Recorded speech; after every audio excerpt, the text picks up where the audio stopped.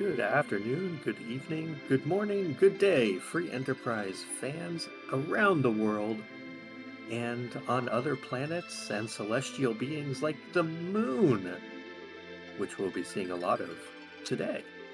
My name is Possum Morpheus, and I have the pleasure of being able to discuss the PPL Lunar Tour with the one and only E Ninja 81 in the booth. E Ninja, how are you this afternoon? I'm doing pretty good, and this is a flag set that I'm very familiar with from when I was in PPL. Yeah, this is a staple of the Pink Puff League for those coming back for this season. It is season 5 of the Pink Puff League, and the Lunar Tour has been part of every season. So this is a staple of the uh, the Pink Puff League, if you will. Runners always getting to test their mettle on the moon with reduced resources to try to figure it out. Uh, we do have two wonderful runners that we're going to be watching. One Free Fitz and Alakazam Trainer going to be on broadcast this evening, and we have, I believe, 13 other runners behind the scenes doing battles. So a total of 15, maybe 16 runners. Math is hard. I'm looking forward to a great race, Ninja. What are you most looking forward to, with tonight's runners and tonight's restream?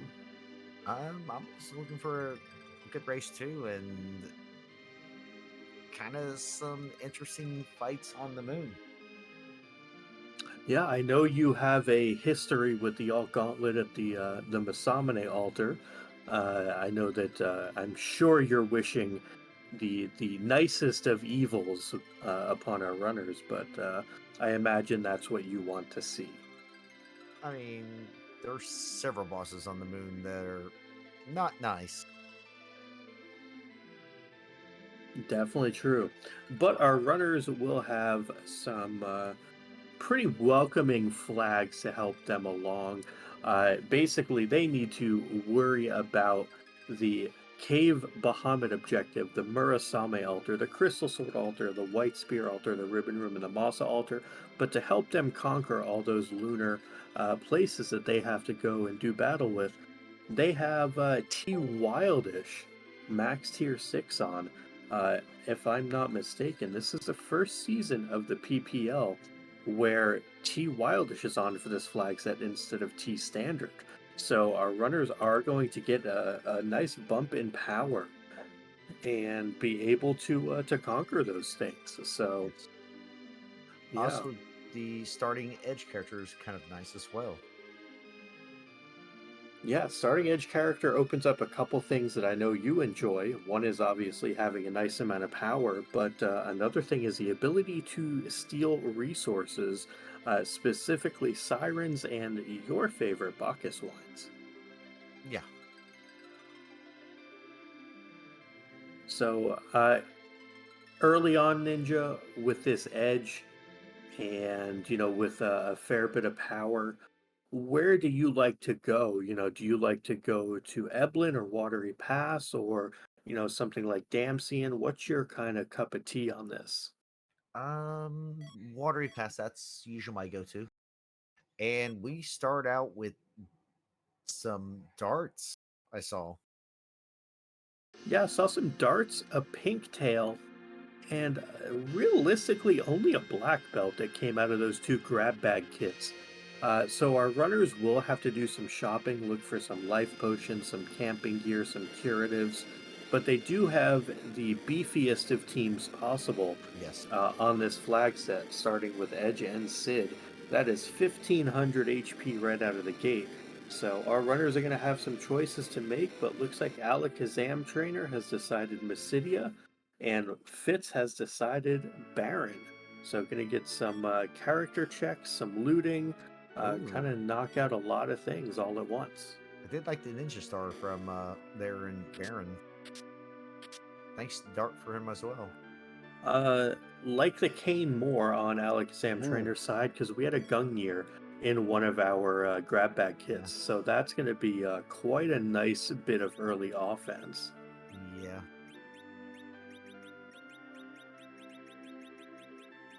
Yeah, looking through Crystal Gauntlet, Power Staff is kind of nice. There's some Silk Webs, but more importantly, those Cure 2s Yes.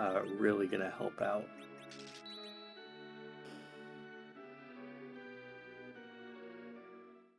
And looks like on Alakazam Trainer side, we Life and have heals. life potions. Yeah. So pretty much life potions and cure twos are taken care of. That means we realistically only need to find some camping gear and we're pretty much good to go. Yeah. Very favorable early shops for our runners. I mean, Edge started with a middle sword, so it was a pretty decent roll for Edge for a starting weapon. Yeah, middle sword or boomerang, depending who you ask. Those are kind of the top two that I think most folks agree on as being the best ones you can find. So that's definitely very nice. Maybe an argument for a dancing dagger there, but Which they middle started out, sword will do a good amount. which actually they started with the dancing dagger as well as part of the grab bag kit. Yeah, so dancing dagger middle sword is enough to get the ball rolling. Um, it looks like Fitz is gonna try to take out the Staleman Skull here. I have a bad feeling about what's gonna happen to Edge. From the Staleman in three, two, one. Oh, he lived. Okay, well now he's not living. Yeah. Yeah. Unfortunately, the Staleman is a rude enemy, and it will bop very hard. Speaking of bopping, that is a Yang who is going to be bopping along for Alakazam Trainer in Watery Pass. Yeah.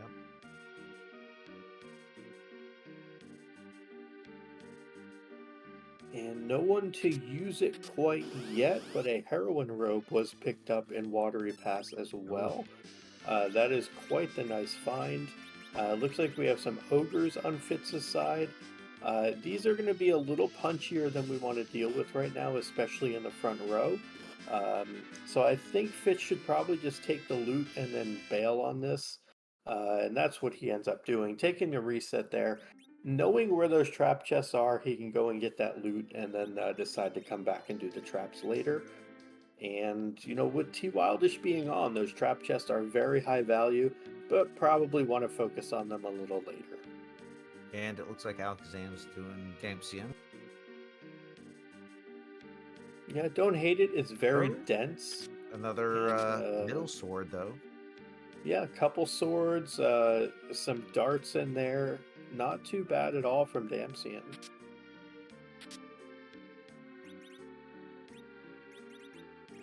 A glass hat picked up on Fitz's side.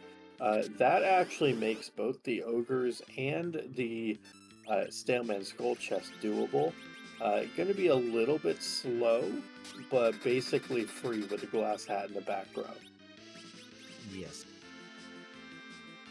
And it looks like well, it's Tell instead of Edward at Dampian. Yeah, and Tella probably going to come along, and we get rid of Yang, but keep Mm, Eddie. A little surprising. yeah. However, uh, there is some merit to that decision, and part of that merit is the fact that the spoon flag is on, and the spoon basically makes Eddie into a very strong hitting guy. Will be able to take on quite a number of enemies. Still going to be a little squishy, but going to hit really hard with that spoon. And with K main on, you're nearly guaranteed to find the spoon if you do enough checks. Yeah. You are correct on that. And it looks like he is gonna get through Fritz is gonna get through the Mad Ogre chest. Oh, Yeah, maybe. I'm not sure about going into the front row. That's a bit sketchy. Yeah. Yeah, unfortunately, moving into the front row negates the double defense that you get. Basically, you have a glass hat, which is 30 physical defense. Uh, in the back row, that's doubled to 60. 60 is, well, mathematically a whole lot more than 30. And the ogres are pretty much negated if you're in the back row, but if you're in the front row, they're still punching pretty hard. So that'll be something worth talking to, the puffs about is the importance of the back row when it doubles the equipment. And that's a Oh, white spear randomly yeah, laying an antlion cave. That's a huge find for Alakazam trainer as well. yeah, because that's is that Kane's best weapon? Depending on levels, early on, I think it's his best weapon. It might be up there with the Avenger, but Yeah, early on, you can use the White Spear as an item, yeah, and it will cast for somewhere between 500 and almost 1,000 damage. So definitely one of those things where it is, it's certainly a heck of a pickup for now, and can later on hit anything that's Holy Weak as well. and Alakazam going into the little save room there found Borealis, which is really nice. I always like J items, especially this early in the seed. Yeah, if you come across like a back attack Ruby, elements at like Baron and 2, something like Mhm. that, really nice to be able to dispatch things like that. And Fitz spikes a ninja blade in the grass and Yep. mist. That's pretty nice to find. And that is just a Bahamut in Antlion Cave. Uh, kind of much ado about nothing there. And the reward, not going to be super Uh, spicy, just a uh, package, but do it you could check be. a package? I don't think so. I think if it's like demisted the package, holding your Oh, darkness crystal, then welcome to the last location club population. Literally everybody. yeah. Uh, to answer a question from chat, White Spear does still hit the flying weakness. However, if something were to be weak to, let's say, flying and holy, like Mylon Z, for example, flying and holy are both elementals, so you would need something that would hit the undead aspect to actually deal more than just a 2x damage, since you cannot stack elemental weaknesses on top of each other. Kind of a And weird thing, but it's a thing. what was that? Ogopogo at where? I believe that was Ogopogo at Mist Cave. Ah, yeah, yeah. Ogo can just stay right there. Yeah, that's if you're a runner, you are awfully excited to see Ogopogo hanging out nowhere on the moon. Yep.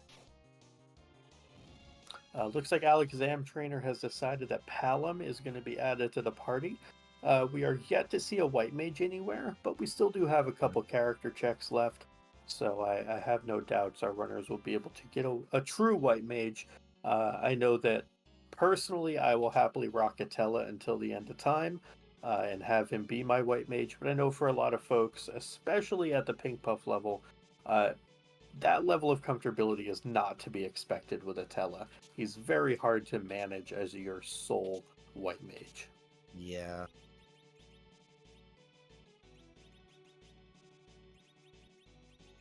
But Ninja, so far we have a package and we have a pigtail. Uh, we have a couple of characters that exist. Basically, Kane and Edge. Kind of everyone else is fairly potatoy. Mm-hmm. Where do you see yourself going from here? Like, would See, you do ordeals to try to power Tella up? Would you do Baron in?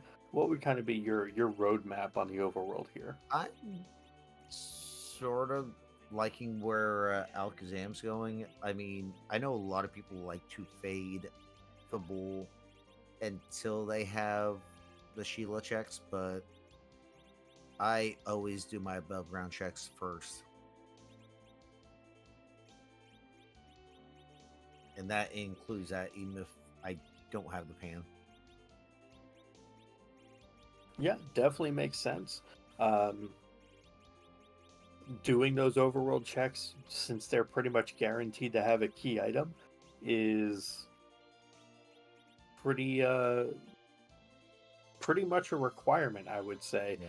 you're very unlikely to fade overworld spots, especially because it's just, basically in air quotes, darkness go mode. Like, yes, you get darkness crystal, you're in go mode, but you still have to prepare for the moon. Um, Yes. to answer a question from chat, what is Pink Puff level? So the Pink Puff League is the league for newer players, uh, or folks who may have been around a while but don't race necessarily hyper competitively, where you're able to kind of experience different flag sets, train on different things, and kind of learn the game. So Pink Puff League is a great gateway to kind of whatever you want it to be, but it is, the free enterprise setup for hopefully your roadmap to success as a runner or someone who just wants to enjoy the game as a whole. So that is what the Pink Puff League is. Generally, newer runners or lesser experienced runners than what you would see in like a tournament level.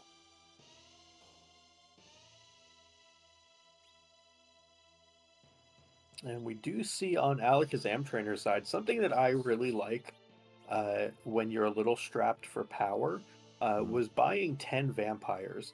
Vampires will cast a drain spell, and that drain spell is early on going to do somewhere around 500 damage per use. So it can get you through a lot of sticky situations very early on. Uh, and it's basically just, paying your way through the early part of the seed. So instead of Yeah. investing in gear, you just invest in consumables. Yeah. 5 to 600, somewhere in that range. Hmm. And that's why I always say, if you find certain J items, utilize them early because those vampires they will drop off once they hit underground if they don't have their darkness by then. Oh, yeah. Oh, we got vanilla gauntlet. Well, kind of. Well, you know what I mean. Yeah. The Fabul Gauntlet At is Fabul. at Fabul, but it is the alternative gauntlet, so Yes. it's kind of vanilla-ish. It's Yes. it's as close as you can get to being vanilla without That's what I being meant. vanilla. That's what I meant. But yeah, the Uh, Gauntlet Ninja, apologies, not at the Masamune altar. No evil masks no. and red dragons for you today, friend. Still hope for like something nasty up there. Still got Antlion, Evil Wall. No Ogo, no Gauntlet though. You lost two already. Yeah. No Magus Sisters. No, because they were in the waterfall. Oh, Magus at Oga would have been pretty nasty too. Yeah, those level 2 spells and certainly those viruses, they they leave an impact, that's for sure. Or a crater, depending on the character. I mean, actually, Golbez could be an Ogo. That would be okay too. I will take Golbez there. That's fair, that's fair. Now it looks like we are now on the bomb fight. I believe this is fight 4 of 5. I think the fifth fight is 3 sword rats and 3 needlers, I believe. Yeah, it is. So Alex Sam Trainer nearly done with this gauntlet. Probably wishes he already was, but it's gonna take time, no matter who you are, to get through it.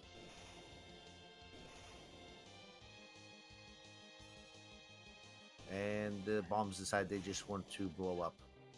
Yeah, they don't have much health though, so Yeah. explode in this game only does damage equal to the remaining Yep. HP. It does cap at 9999. You would think, why does that matter? Why would there be a cap for such thing? Well, we have this wonderful flag called Witchburn, where Wyvern, instead of opening with a Mega Nuke, can have all sorts of random abilities. A Wyvern with Explode could, in theory, do more than 10,000 damage to you. So it's still capped like everything else at 9999.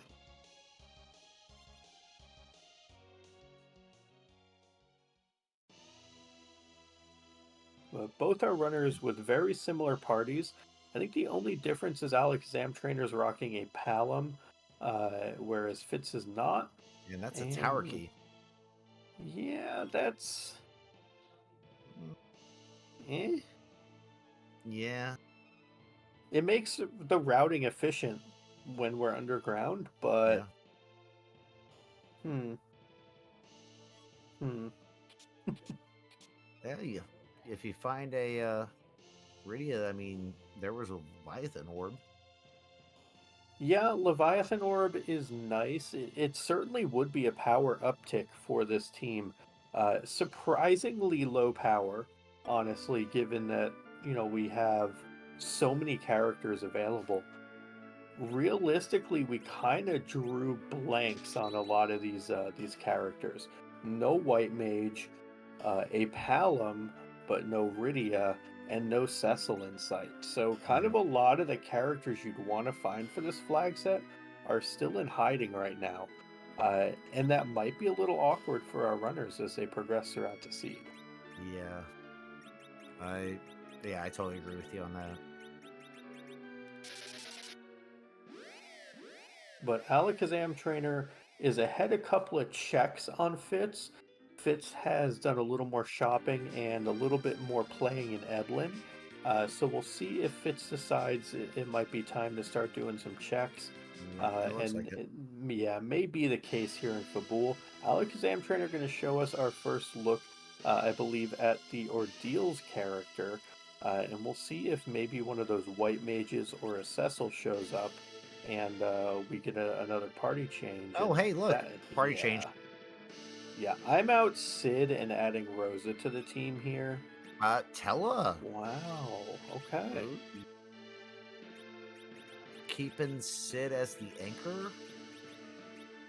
Maybe. It seems like an option. Yeah, definitely one I'm curious about. Uh, Something to note for the interview later is to find out, kind of Alakazam's mindset on is Tella just so awkward altogether that he just doesn't want to deal with Tella from Yeah. start to finish, and that would be completely warranted. All of a sudden, this Rosa is warrior princess Rosa with an elven bow, charm arrows, and heroine robe. Yeah. So that's a pretty gnarly archer we got going on. Yeah.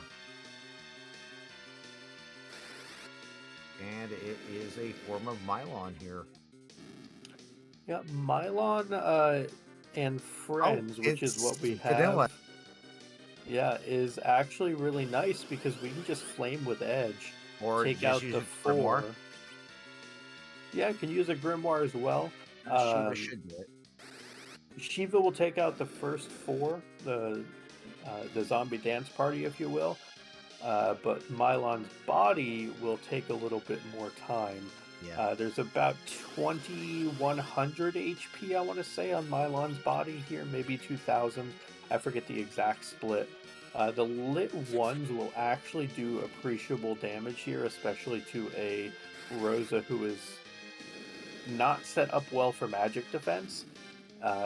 This spot's a little spooky for magic, less Yeah. so than the back attack spot, but the lit ones can do enough to the more squishy characters. And he gets through it. Yeah, and Mylon, much like myself trying to wake up in the morning, oh my body, it's all aches and pains. Goodbye, Mylon and friends. Maybe we get double vanilla. I mean, we've already had double vanilla. That's true. But you said football wasn't vanilla. This is decidedly not vanilla. I, No. for one, would love to know how an octopus is crawling through rock on a mountain. Yeah. There are questions I have and answers that are needed. And I have no answers for it.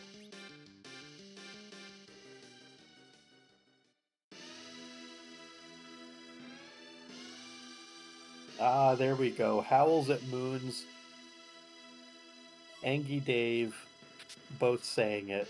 It's a rocktopus. I can get behind that. I like it.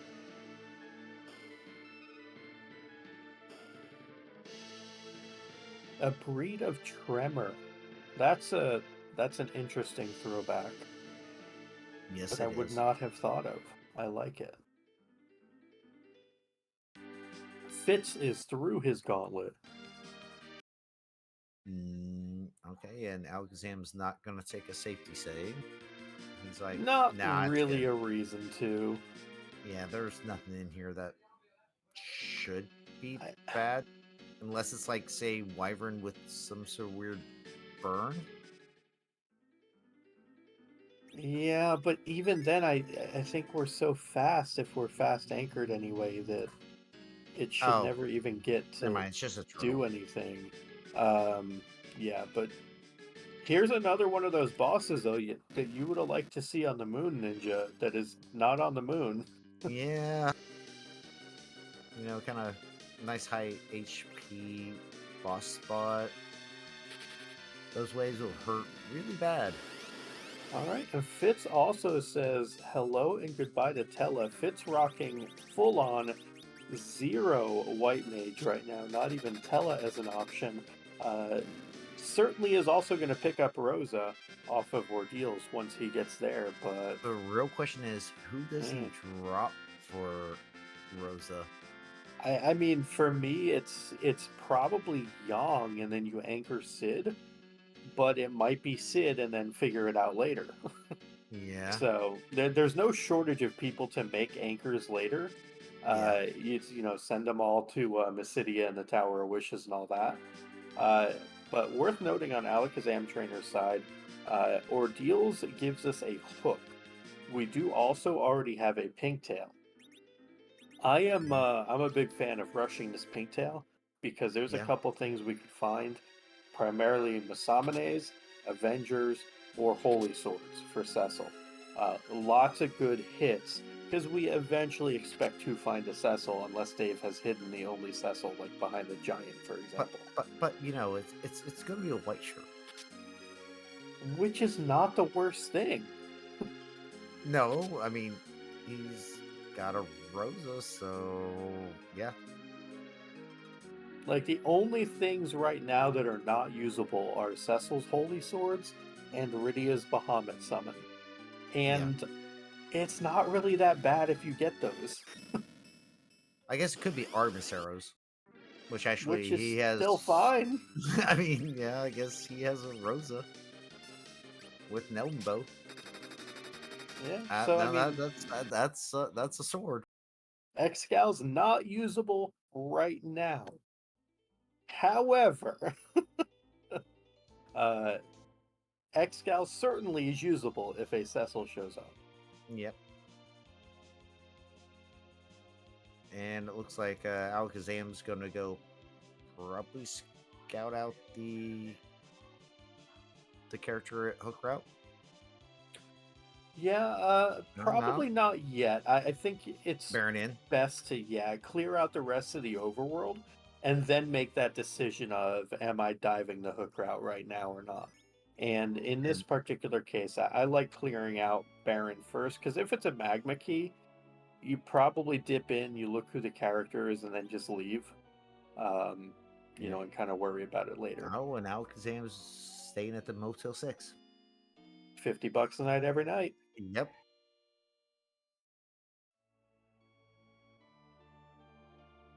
So right now, Alakazam Trainer is up Mount Ordeals on Fitz, and while one free Fitz's internet connection may be giving our restreamer Engie Dave some fits, I do promise we'll have him back He's back as again. soon as possible. Right now, we're getting a duplicate Oh, okay. display of Alakazam Trainer's screen, so you can pay no mind to that. Just to kind of enjoy Alakazam in duo time instead of real time. But we'll get Fitz back up as soon as we can. Our wonderful restreamer Engie Dave going to be working on that, and I'm sure Scarcerer, our tracker for the evening, will be keeping us honest on the key items as well, while Fitz is progressing off stream. So thank you to both of them. Uh, while our runners have been presented with a CPU at Baron Inn, the CPU is kind of not really ever fun to deal with, but thankfully for our runners, it's in the first spot, not the second spot. So if that was, CPU in the second spot, it'd be a lot grodier. But instead, Yeah. we just have the Some Robot King himself. yeah, Doctor Luggage. Yeah, not And much to do with this fight. yeah, it's low HP because it's split among all four forms. Hmm. So literally, the last form has like what, a quarter of the others, I think the last form is closer to like or does it have a little bit more? 30%. Oh, It's a 30%. little higher, yeah, but it's still, I mean, 1200 health here, 1300. Yeah, It's not a lot. no, it's not enough to really matter. So it looks like Fitz is back. Uh, both runners in Baron in right now. Big difference being Ordeals is done for Alakazam Trainer and has that hook. There is a Porum, so that is another white mage if our runners want it. And that's a rock. Yeah, that's Not the rock we want though. pretty much a dead item outside of being a key item. Because we Yep. already know there's an Excal coming in.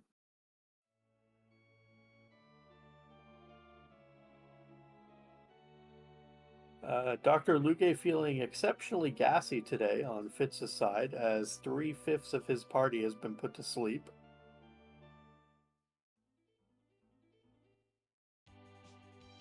But a quick stay at the Baron Inn, and there will be no more need for naps. Yep.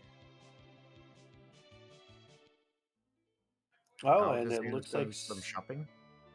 yeah, a little bit of shopping in Agar, and I do stand corrected. Supersmith is on. So with the Supersmith flag, Forge could actually yield some pretty incredible items. Anything from, you know, an edge weapon like a Sunrise Boomerang or a Matsuno, or an Abel's Lance for Kane, Light, or a a light Fiery bringer. Hammer, a Lightbringer. Yeah, could be wonderful, could be awful. Uh, I mean, could be yeah. Flandango, Flan Sword. Yeah, it could be a Flandango. Then we can go fight Pink Puffs on the moon. Lots of Yeah. different things. Excalibur. Yeah, Caliburn is one of the Or options. Caliburn, yeah. I'm so used to Excalibur.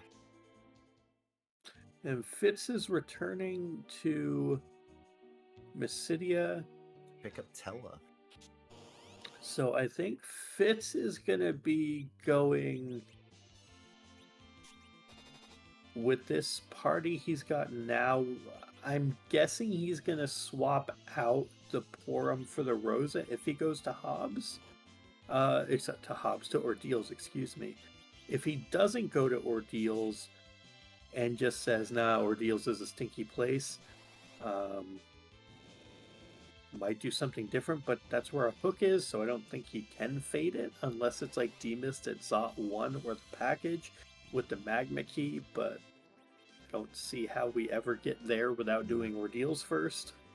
Yeah, and it is interesting that we are going to have a hook route. Yeah, protectoring from box number 1 in Eblin, not Fabul. The Mad Ogre is coughing up a protectoring, which, I mean, is not bad, but a tier 6 item out of Eblin is actually a low roll, so that's a thing. Oh, I guess it was a Staleman Skull, not the Mad Ogres. My apologies.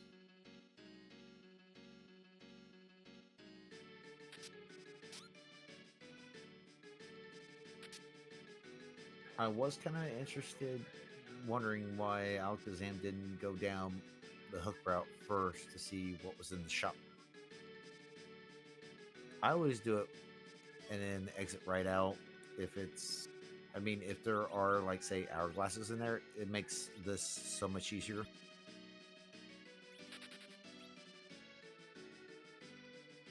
And Alakazam virus theater, which that doesn't work.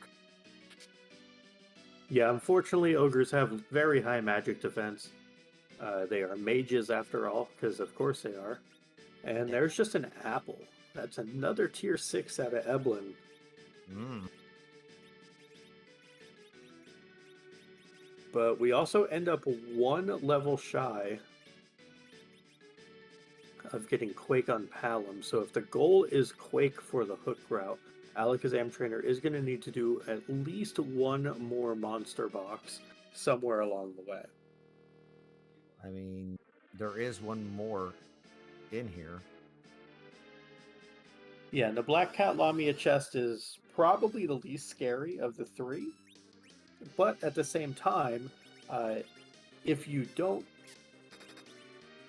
take care of the Black Cats in one swing, they will bluster and can wipe out anyone in one shot, since we Yeah, do not yet have a ribbon or instant death protection. they either what is it? They either one shot kill or stun them. Yeah, bluster will be paralysis or fatal. Yep. And real fun thing, well, Oh look, there's ribbon. okay, well, I stand corrected. We have a way to prevent the bluster now. Thank you, Eblin Castle, for making a fool out of me.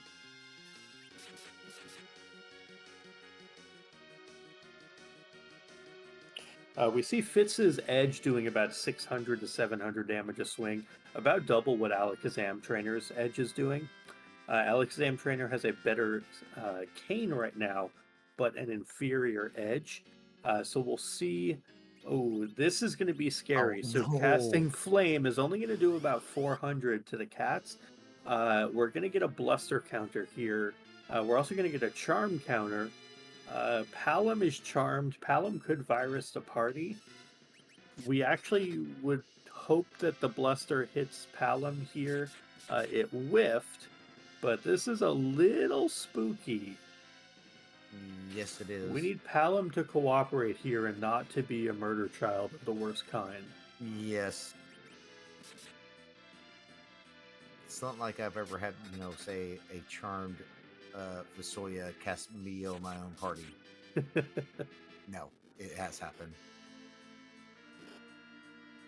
Palom bonking Edge and bonking Rosa. The fact that Palom, having all of these different things he could do, and opted simply to try to punch twice is very fortunate. Venom, I love it. uh, Venom going to inflict the poison status, but not actually going to do anything in the way of damage. So Alakazam Trainer gets through that and gets a tier 5 Crystal Gauntlet. Wow. This Eblin is hot garbage, which Yes. I love me some hot garbage, but our runners are not going to appreciate this Eblin. A Stardust Rod? Did you see that? Yep. Yeah, just ignore the traps. The trap chests are just awful. Just get the regular items. What? Stardust is what, 6? Yep, tier 6. Yeah. Got a 5 from trap chest and a 6 from just a regular chest. And 2 more 6s laying around in open boxes. Yeah. Eblin, not it. I think a tier 5 is something like a 7 or a 10% chance. Yeah. Tier 6 is like a 30. It's very unlikely to roll an Eblin Castle that bad. Also, to take into account that the tier 5 was a Crystal Gauntlet, the tier 6s were a Protect Ring and an Apple. Like, they're not even good tier 5 and 6s. No. So it's quite the unfortunate Eblin Castle for our runners. I mean, even was it Artemis Bow is a 6? Yeah, Artie Bow, Crystal Ring, Power Shirt, Zeus Gauntlet, Glass Hat. Yeah. I can name a half dozen things real quick that are just better than anything we found. Yeah. Like an Speaking Artemis Bow right of there? Artemis Bows, yeah, exactly that.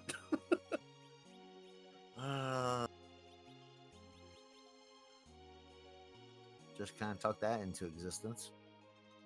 I mean, Alakazam Trainer probably appreciates it.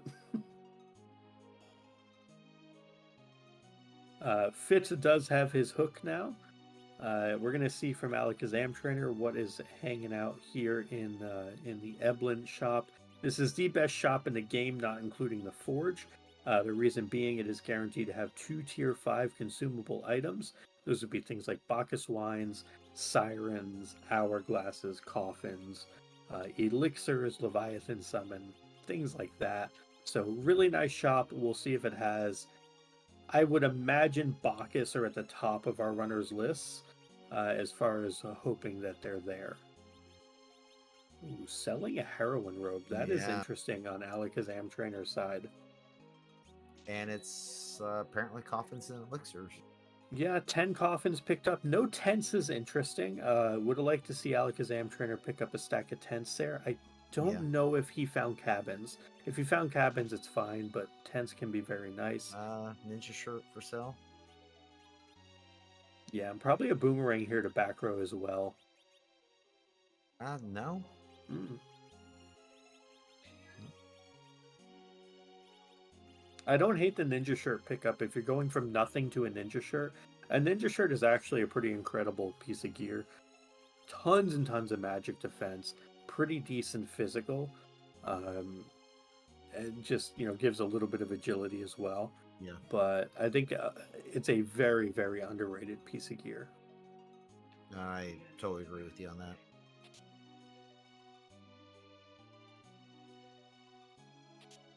But looks like Alakazam Trainer continuing to open boxes looking for either trap chests or more loot.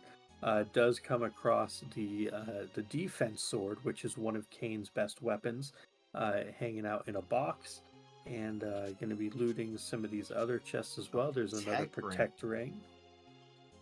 I do like the protect rings. A Sorkro. Yeah, decent stuff still coming up. I mean, it's T Wildish, it should be, Yeah. uh, but well, that's a Sparkle. So there's a Sparkle as our starting boss and a Sparkle on the hook route. This Sparkle on the hook route cannot be Wyvern Oh. unless Demist is either at hook 1 or Zot or the package holding the magma key. If that is our desired underground access, that would be Chef's Kiss, Job Well Done, Angie Dave on the seed roll. It is entirely unlikely, but if we do see Wyvern show up, uh, I for one would have a pretty good howling laugh at that. The only thing I see sparkle wise that would really scare me, Hook 2, especially with how this party is right now. Plague is not a fun fight at Hook 2. Yeah, I think Not with this party. Plague is fine once everyone is zerked up, but you have to hard commit to zerking everyone. Yeah. And if you don't do it right away, you're going to have to do kind of the dance of death, if you will, where you're Yes. reviving someone and then offing them again and reviving them and having Life Plague roulette. recount. Yeah, basically life roulette. But Yeah.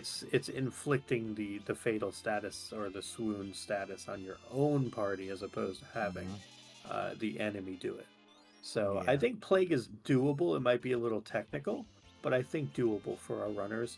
Ogopogo would have been the one that would spook me the most, but we've already seen that, so it's not going to be Ogo.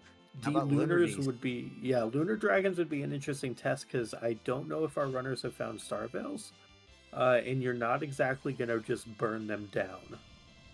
No. You would probably. And there goes a quake and a whole lot of nothing again. Yeah, Mad Ogres still have defense. Yeah. Bonk bonk, bonk bonk. Yeah, bonk bonk. There we go. Ogre's dispatched. That's going to go ahead and get a couple extra levels. Blink on Rosa is really nice to pop up. Yeah. And Another another apple. Wolf. Oh, these trap chests. Dave, Yeah. my guy, you can share nice things with people. Yeah. You don't have to hoard all of the good items for your seeds. Give the pink puffs something to work with, my friend.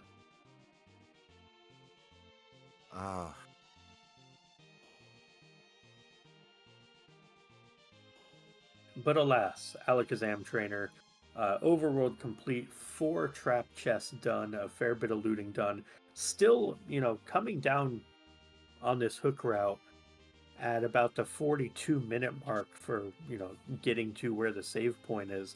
There Yeah. was a time in free enterprise history where if you were done with a hook route in 45 minutes, that was considered like tournament level good, like top end tournament level good. Right. So it also speaks volumes to just how good the Pink Puffs are, and how good new players have gotten in very short amounts of time, that they're able to compete with times that would have been, top runners just a couple years ago. And oh boy, this is going to That's test our runners. disgusting. Yeah, Uh, that's gonna hurt.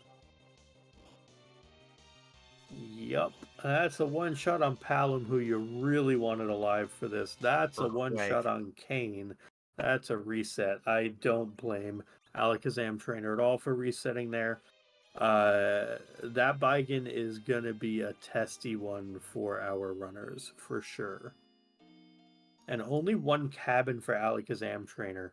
Did So not the buy the tents. Yeah, the non-purchase of tents scares me now. Yes. That some more camping gear is not a bad thing. But Alakazam Trainer has the very, I guess, difficult task of figuring out what do I do and how do I get through. And it looks like his immediate answer is I'm going to pop a couple apples onto this Palin to try to keep him alive, Yeah. recognizing that Quake is going to be important here. Yeah, If because this that Palom can stay alive, that Quake can help. oh that Quake will do massive damage to Biken. Stardust Rod, Sork Robe. Oh yeah.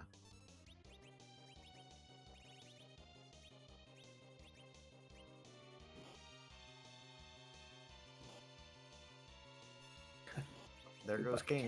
Kane. Uh, You targeted the wrong thing, I think. well, it's interesting. And with this Rosa, I would like to see a blink go on Palom. But typically, so Bigen's a weird one in the way that it breaks down. Um, the back arm is in the back row. The front arm and the body are considered front row. So the back arm is by far the least threatening of the 3 enemies. Uh, I would like to see the front arm be darted there if that's what we're going with. Vampire is unfortunately going to reflect, but Alakazam Trainer with a bit of good fortune there. It reflects and hits the 1 and 4 to land back on Rosa. But we desperately are going to need another Quake here. If this Quake fires, I think Alakazam Trainer's through. Yes. So let's see if we can get this Quake to fire. And we do. Yeah, and that's going to do it. So Bigen Dispatch, very well done by Alakazam Trainer. Uh, I would run back and say, certainly. Yeah, you definitely go back and save.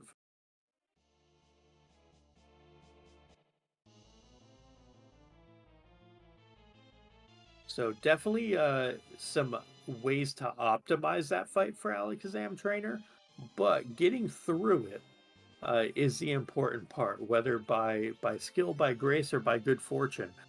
Getting through that fight is the most important part of it, I, obviously. I, I will make one quote right now, or I will make one statement. Uh, what Fitz is doing, life glitching the Stillman. Not a good idea.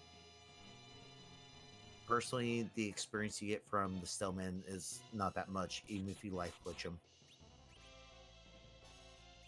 Yeah, I will agree with that. The Stalemen only give 2100 XP apiece, Yeah, and so life glitching them barely gets you anything. yeah, Yeah, that's not really the fight to be life glitching. no, the ogres, the black cat salamias, etc. Those are better for it. I honestly We didn't know till I actually didn't know till recently the Lumnia and the Black Cats actually get decent experience. mhm. Yeah, they're about on par with ogres. Huh. Uh, but we did get a power shirt out of the Staleman box, so something kind of nice finally. Yeah. Uh, Alakazam Trainer though has the unenviable task now of dealing with plague, and nobody is zerked. So we need to keep instant actions in the queue, otherwise people are going to start falling over. Um, Kane is jumping. That's scary because there's a delay on that, which means people are going to start falling over if we don't clog the queue. Sid is zerked, but Sid is the slowest person on the battlefield right now. Yeah. I think Edge might have gotten a Zerk off, so he should be fine. Kane is going to fall over if he doesn't get back in the queue soon. But this Yes. should be fine with one RA5 Zerker and one RA2 or one Zerker. I think Alakazam Trainer is going to get through this. Well, Sid No. falling over is bad. Edge maybe gets through this. Should get through this. I think we're Questionable. fine. uh, it just depends on if the ATB holds, and it does hold. So Oh, Alakazam Trainer does get through with the single RA1 Zerker. I think wow. if it was an RA2 Zerker that falls apart, but with the one RA1 Zerker, Alakazam Trainer is through. But yeah, Plague Yeah. is it's a spooky fight there. Yeah, it is spooky.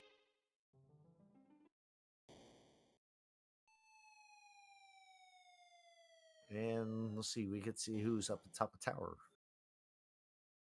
Maybe. Uh is that who I thought that was there? If you thought it's Water Hag, then yes. Yeah. Man, why we got a free boss up there? Would you rather it be on the moon? Not really. Okay, well there you go. So, real question: go up tower? I'd say yes. I mean, there's two um, checks right there because you got tower key. so this is an interesting dilemma Yes. because the whole like tower key dwarf castle thing, doing all these checks. Yes, you can do them all.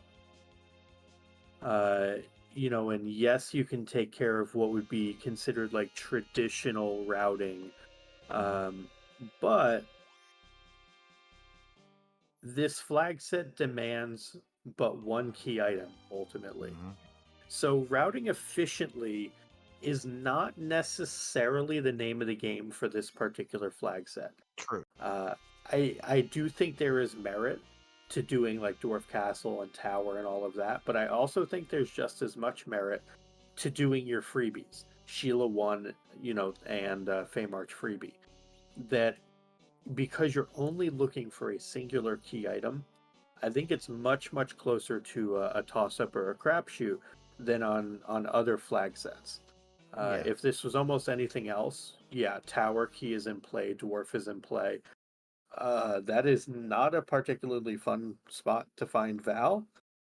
This Oh, might end dwarf up one. being a reset sooner than later. But if Alakazam Trainer does jump here, instead of Zerk Kane, he'll be fine. Uh, Val has I think five physical evade multipliers here, so Mm-hmm. she is very difficult to bop. But we can dart, we can jump, and as long as we do those things, we should be fine. Yeah, edge dealing all of Yeah. 100 damage. Yeah. That's a thing.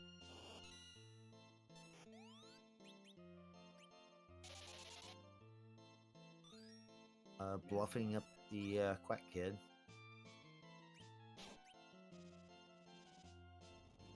Getting Palm ready for, like, say, a virus or something. Or a quake. Yeah, either virus or quake.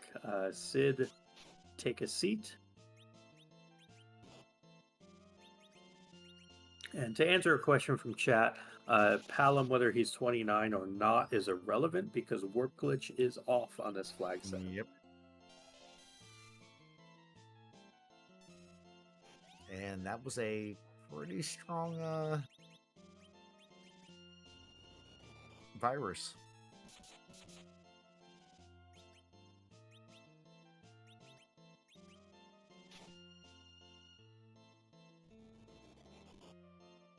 Yeah, Bluff will do that. Bluff is an incredible command. Basically, goes through and adds 16 wisdom, so more or less the same as a Stardust Rod, and makes for a good time. And we'll see if Fitz is able to get through this Baigen. Fitz is missing one very key piece that Alakazam trainer had, and that was Quake from the Quack Kid. So going to be relying more on darts and blinks and zerks, and we will see if Fitz is able to get through. I would like to have seen either runner take out the front arm first, because that is, the one in the front row. But hopefully both get through it, no problem. And there is a Cecil. Yeah, but I saw it was at Dwarf 2. Doesn't that hit a little hard right there? No, it's only about, I think, 175 to about 225 here. Oh, I'm thinking of Dwarf 1. Yeah, Dwarf 1 is nasty. It's like 400.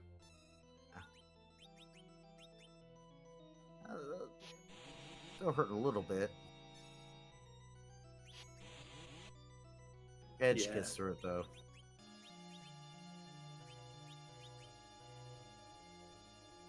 Unfortunately, Rosa perishes, but there will be more XP to gain. Yeah, chat mentioning DKC into Ogopogo at Dwarf Castle is a good time. I can think of lots of times that are a lot better than that. That is a terrible time. That's an awful 1-2 punch. Yeah. But DKC, that's another boss that could be fun on the moon that is no longer on the moon. Val, another boss that could be fun on the moon, no longer on the moon. Yeah. Lots of fun bosses, I mean air quotes fun, that could be on the moon are not on the moon. I mean, we haven't seen Antlion. We haven't seen Evil. Well, I mean, Antlion resides on the moon. That's its natural habitat. We know Antlion's up there. It's just a matter of where it is. I mean, what is it? Crystal Sword is technically the true rite of passage, and the true home of Antlion. Yeah.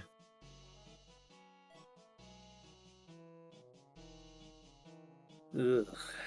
The Earth Crystal. The Earth Crystal is a key item that exists.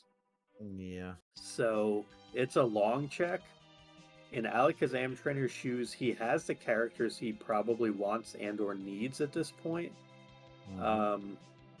I have to imagine Zot is backburnered pretty hard here. Maybe we do a little bit of treasury looting, but I can't really see Zot being a priority check. Looks like it was at a signal switch repair person. Something like that. My eyes are old, and I was not quick enough to catch that. Yeah, I didn't either.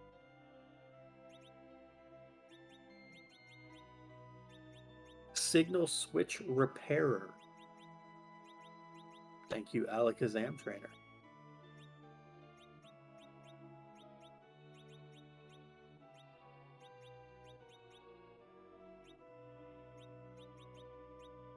Looks like doing some inventory maintenance again on Alakazam Trainer's side, while our restreamer Engie Dave doing some maintenance on One Free Fitz's stream. We'll get that back up for y'all as soon as possible. The inventory boss. Well, not really an inventory boss. Yeah, looks like we're buying 10 Ninja Stars and a Ninja Blade on Alakazam Trainer's side. So going to be relying pretty heavily on some darts here. I'm surprised not buying 2 Ninja Swords. Yeah, I also personally would have gone 2 ninja swords there, and then, spent the rest on darts or just looked for Bacchus wine to buy. Um, but it's a matter of comfort as well. The darts can be very handy and can take care of certain fights that, you know, Zerking can't, such That's as that true. antlion. Those darts will come in handy against antlion.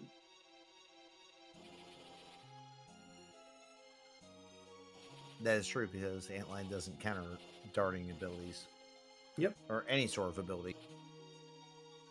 Yeah, there are very, very few things that counter dart. Um, I want to say behemoths are the one that comes to mind that will counter dart because it's any source of Yes. damage. Yeah, any source of damage. Uh, yeah, but that's about it. And Alex Sam Trainer going to give us the Feymarch freebie. It is Rat a tail. rat tail. Pretty much going to have to turn that in as quick as possible. And to answer from chat, yes, there was a full moon in that shop, and no, Alakazam Trainer did not buy it. Also, did not buy a boomerang earlier, uh, Oh. and is still light on tents and cabins. Those points are all correct. Back row glitch is on, so would have liked to see a boomerang or full moon get picked up at some point to make sure that edge is back road. Oh, And hey, look. there's the Bacchus. Um, yeah, you need to sell stuff. Yeah, so this is where aggressively buying that many ninja stars is gonna uh, Yeah, kind of bite me be in the butt. yeah, kind of a bit of an issue, but Yeah. certainly has some things to sell. Uh, there's almost nothing in the inventory that is more important than these Bacchus wines. So, like the Grimoire, the Big Bomb, the Wizard Robe, the White Spear can all go. Like with all those darts, I'd sell the White Spear. I'd keep the Glass Hat, especially for Cecil on the Moon. Yeah. Um, but I mean, you want to make sure you have those. Oh, Uh, that shop was loaded. yeah, that shop was really nice gear, strength gear, strength rings, black belts. Even Sword Feymarch Robe. just yeah, Feymarch just loaded. Maybe I not the mean, weapons, but the item and the I mean, Silent Staff wasn't bad. true. Yeah, No and boss peaks that's kind of weird. means that Alakazam Trainer is committing to not worrying about demist being an option. And looks like we are doing some more looting. Finds a curse ring, which is quite nice for Alakazam. But is maybe hunting some trap chests here as well? Or maybe Possibly. stealing sirens? I don't know if they were for sale or not. Not yet.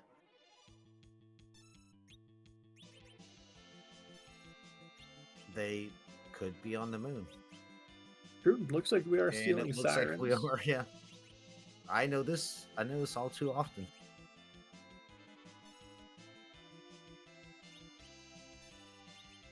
And How many do you think you would steal to help this party out? given that you can very easily get to 10 key items if you want power overwhelming, I mean, there's two breakpoints. There's a breakpoint of getting 13 of them. I Yeah. mean, probably 13 less one or two, so maybe 12 if you want Palom to get nuke. If you don't care about Palom getting nuke, which with this party I would only care about Rosa, Edge, and Cecil long term, Yeah. you could do probably 9 or 10 Okay. at 10 key items, maybe even a little less, and just get the rest of your XP from the I was about moon. to say. I was about to say. Right now, they're uh, Alakazam's currently at what? They are currently at what? 7 key items, Yeah, 7 key items with Sheila 1, the rat which tail on the table, and and then bow both tower. tower. Yeah. Yeah. So it just depends. How comfortable are you making sure only one of those can be a zonk? So because it is just K main only, right? That is correct. Yeah. Yeah. So I mean, only one of those could be a zonk, and he's got 4 checks. Yeah, I the would say, math would dictate that a max of 12, but probably 10 is more in line. I don't think that was even 10 for Alakazam Trainer and a also. crystal sword. Sure, that's decent if you're into that kind of thing. Uh, Probably.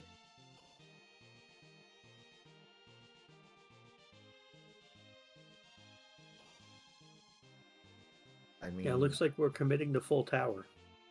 yeah. Which you know, Water Hag's at top, so it's a free. It's a free boss. I mean, free item. Yeah, I would say that from a routing Yeah. perspective, if you are taking the time to go to Feymarch to pick up the freebie, that You being the at rat least, tail. yeah, Yeah, I would want to see the rat tail get turned in right away, yeah, uh, rather than leaving it hanging. Even if you plan on doing tower, uh, you at least know what you're set up for and when you're set up for it. yeah, So, yeah, it's one of those things where I would like to have seen the rat tail get turned in, but yeah. in Alakazam Trainer's shoes, they also may be saying, I want 10 key items no matter what. I'm Mm-hmm. always going to be doing the tower. So Yep. it's certainly defensible. It looks like we got Fitz back for a very short time. I believe he is making the dive into Sylph Cave to talk to Yong and then head up to Sheila. Don't know if the key items on screen are accurate or not, but we can say that it looks like Fitz got through Baigen, got through Plague, but we don't know if there's an Earth Crystal that's been gotten, a Rat Tail, or anything like that. Yeah, I don't know.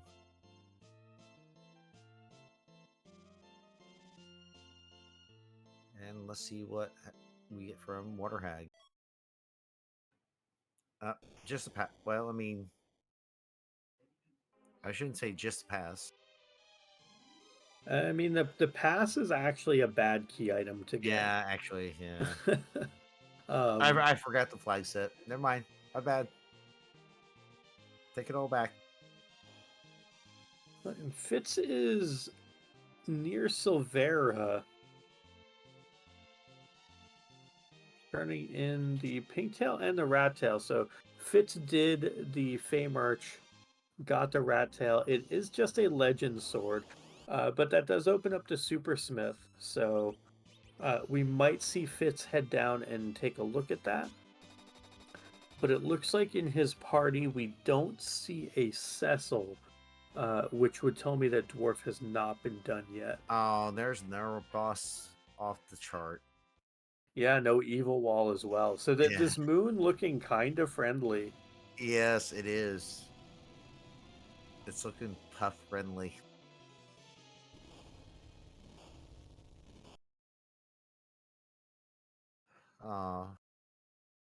Well, the ant's still up there, I'm sure.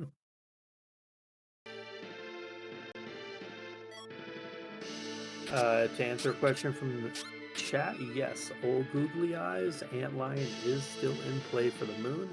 Yeah. Sheila is going to give us hopefully a decent reward, and it is the twin harp, so that is not a decent reward. However, if you That's are their chase. if you are to do the twin harp, now is the time. And the reason I say that is because in Fitz's side, he just came up from doing the Sheila check, which means he ran through Hmm. Sylph, which means his party is injured. They are on lower Yep. HP. If ever there's a time to do harp, it's when you're on low HP and you Oh can yeah. just take out your party very quickly. So I don't think that's what Fitz is going to do. Looks like Uh, he's probably going to go tower if I had to guess, or dwarf, yeah. which Alakazam trainer showing us a pass and a sand ruby tells I us should flip to that a forge. I think that means Twin Harp, Zot, or Demist have darkness or the path to it, from what we Yep. know. So someone is going to have to do what we would consider a crappy check in order to progress. And we have Alakazam Trainer on 8 key items, going through and doing some grinding here. Ribbon, Power Shirts, and Murasanes. Yeah, honestly, the only thing that really Power kind of Shirts, strikes me there is the power shirts. The rest of it is kind of but I pretty could much certainly see wanting to purchase a power shirt. a Glassum. Yeah, bit surprising, but glass helmet still decent. Triton dagger from the forge. I mean, I think already had a Stardust rod for Yep. both runners, so the Triton dagger is kind of eh. Also, I don't even think Fitz has Palom in his party, so Yeah. that's kind of a feels bad. Fitz also Pretty saying much. no to Dwarf Castle for right now, which also is going to feel a little bad since he's not going to have Cecil, but not really going to make a time difference. Does have 10 sirens though on Fitz's side, so that tells me that they must have been for sale somewhere rather than stolen, because I don't imagine he would have had time to steal 10 of them. So maybe they were in Dwarf Castle? Because I don't think Alakazam Trainer checked the shops in Dwarf.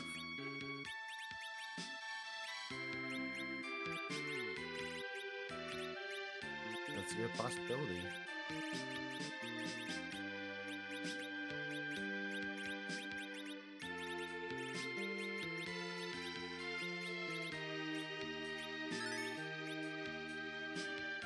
But yeah, looks like we have Fitz doing the tower.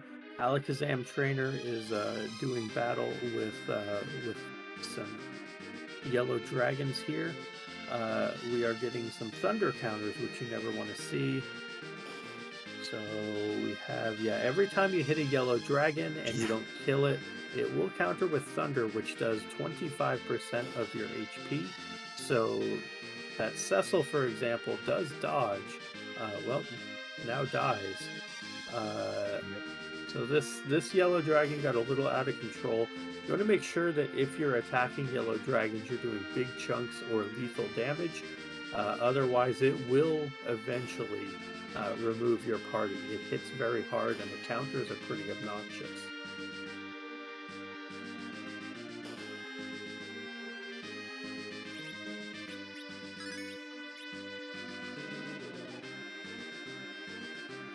Um,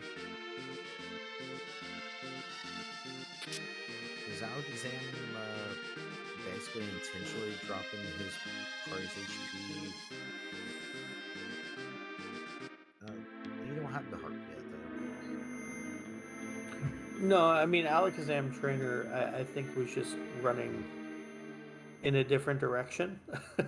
uh, and again, a lot of the puffs are not your regular runners; they're newer runners, and learning exactly where to go in every circumstance, on every map and every layout is not guaranteed. So, I think Nope. that was just a location error, if you will.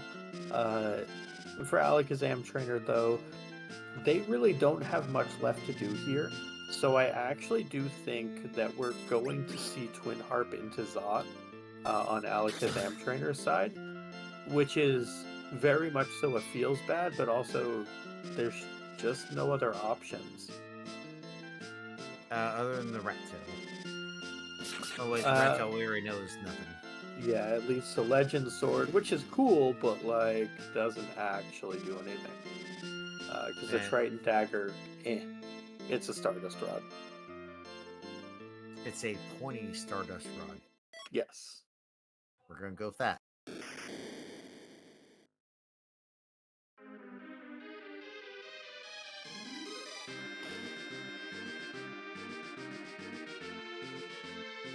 And that does put Alakazam Trainer at 9 key items. We'll get 10 from the Twin Harp.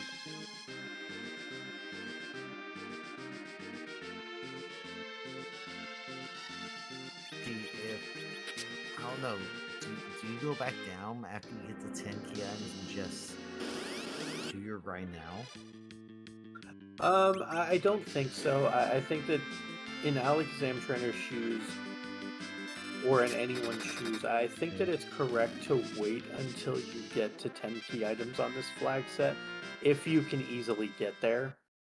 If you can't easily get there, then go ahead and grind immediately. So I think Alakazam Trainer may have been thinking that they weren't going to get to 10 easily, but knowing the K main checks and what's going to be your payout, if you will, I think waiting till 10 in this seed is correct. No, I But mean, what I was saying is, you think Alakazam's going to go underground right now and do their grind now, or just wait?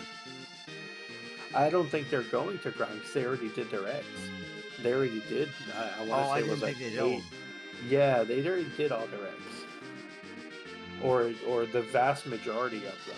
Okay. So yeah, I think that ship has sailed for Alakazam Trainer. Fitz has 10, 10 sirens in his inventory. I think maybe waiting until he gets to 10 key items. Currently at 8. Yeah. Uh, Once he finishes the super cannon room, we'll get, was it the Earth Crystal, I believe? Yes. Uh, and yeah, we'll basically be at 10 from that plus the Sand Ruby. Hmm. Oh, Earth is from Dwarf. Thank you, Scars, for our tracker. So Okay. yeah, it's one of those where once Dwarf is completed, uh, there's the Crystal Sword for both runners from the tower, which is good. We have runner parity there. Yeah. We also have Alakazam Trainer doing a check that exists, um, Well, the I Twin mean, it's Harp, always existed. but it's expected in this situation because it just routes. Basically, you're either deciding I'm doing Twin Harp now or I'm never doing Twin Harp. So I think the decision now makes a lot of sense, especially because in this case, you could use Palom to cast a virus on yourself or on the party, and it would kind of shortcut this whole thing. You wouldn't have to wait for the fire, lightning, ice spells as well. That can be a nice little time save going into the harp, or using things like an iron ring or silver ring on the party as well. But enough talking about ways to make that faster. We're about to have to listen to some of the beautiful tunes from DJ Spoony B. So enjoy, y'all.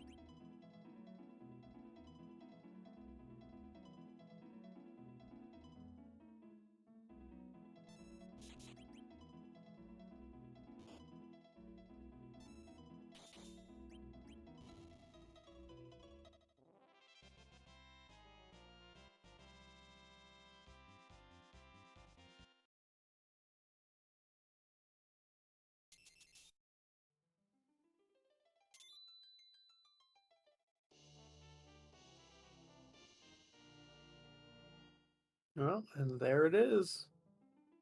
Twin Harp has darkness, and that is Alakazam Trainer getting into truly what is Go mode now. Just do the Twin Harp. And that was SMRPG battle theme as well, Super Mario RPG. So not quite the infinite stairs we wanted, but you know, it's a good tune. Yeah.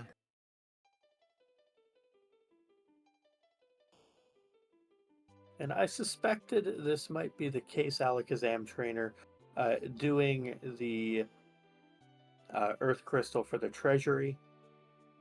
Could be a lot of good loot in here still.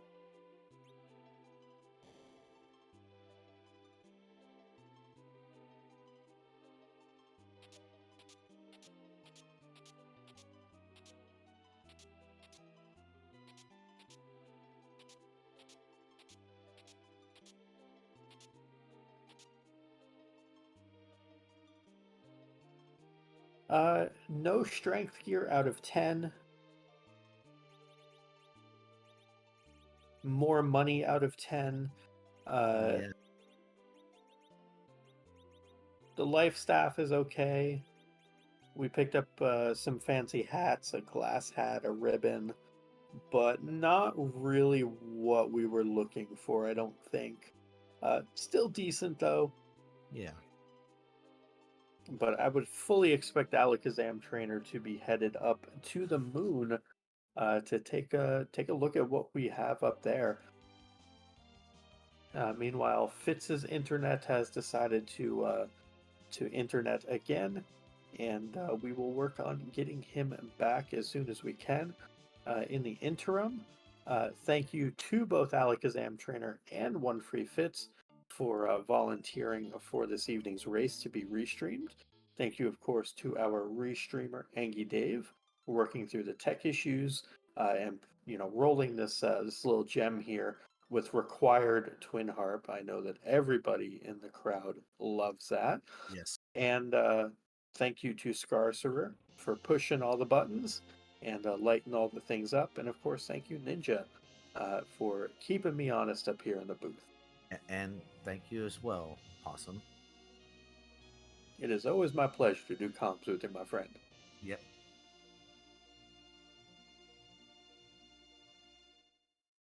So, to the moon. To the moon, indeed. Ninja, are you a fan of Cave Bahamut to Murasame to bottom of the moon? Or with a pass, are you more thinking just go to the bottom of the moon and start there? What's kind of your thought process, if you were in our runner's shoes? Top down, bottom up. I know the terms.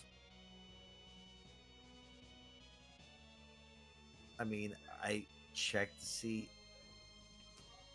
Well, I actually landed the right spot first. Oh, my bad. It happens. We've Uh, all landed in places we don't want to land. Uh, that's called a flight school moment. it is indeed 6 a.m. flight school. Yeah, I've had that happen before. Who's on the moon altar? Just out of curiosity. After a flight like that, Eh, I'm going to say Kane because the airship betrayed us. No, no, that's why the airship was faulty. We Yep. blame Sid. Story checks out, actually. I mean, he is the engineer. Okay. What do I do? I usually check K value, which it looks like Alakazam's probably going to do first. Check to see what the boss is there. See if it's a yes or a no fight. If not, just you can exit out of there. At least that's what I think.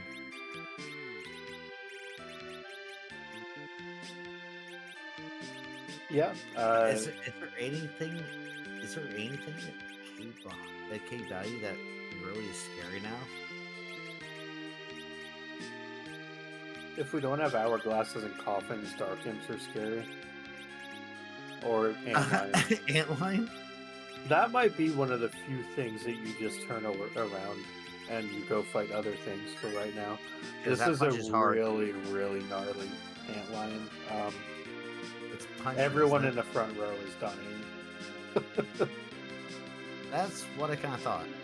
Yeah, this is Eh, also where not being back road is potentially going to cause an issue. Yes, Cecil is going to deal immense amounts of damage, but like not being blinked and just having like a Cure 3 come out. This is a really, really rough fight. Yeah. I was Um, thinking this is really punchy. but I mean, we knew Antlion was going to be up here. Oh yeah, we just wasn't sure where.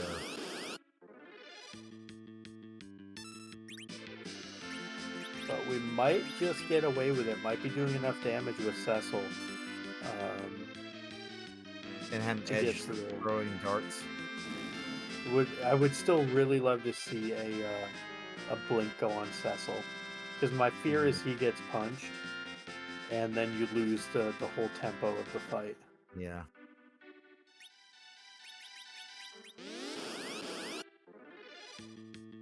But we are doing a ton of damage with this Cecil. I mean, Edge is still doing like 4K. Okay, got through it. Nice. Definitely a riskier way to get through it, but Cecil never got targeted, so Yeah. it all worked out just fine. He got hit with a couple counters, but never got punched. So that's a huge feather in the cap for Alakazam Yes. Trainer, getting through that fight first try. That's going to stymie some people along the way, Yes. especially as the first fight to take. So good on you, And Alakazam Trainer. and the only person he lost was Sid, which currently is his anchor. So no one, a person was lost. Yeah, and I mean, I would definitely expect Murasame Alter to be next.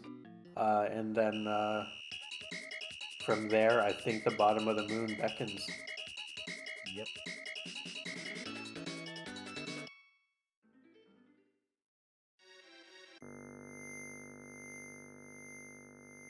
I mean, honestly, losing that Sid was not a bad thing. Yeah, with the cursed ring, it's basically irrelevant. But I do agree that losing that Sid, it makes it easier to manage long term. Yeah. There are times at being cursed, Sid can get up to what is it like 8 or 9 agility? I think it is at higher levels. Yeah, It he's got to takes be like high mid levels. 50s. Yeah, he's got to Yeah. be like mid 50s. It's pretty unusual he gets that high, but it can happen. Oh, I've had it happen several times. Don't like to admit it though.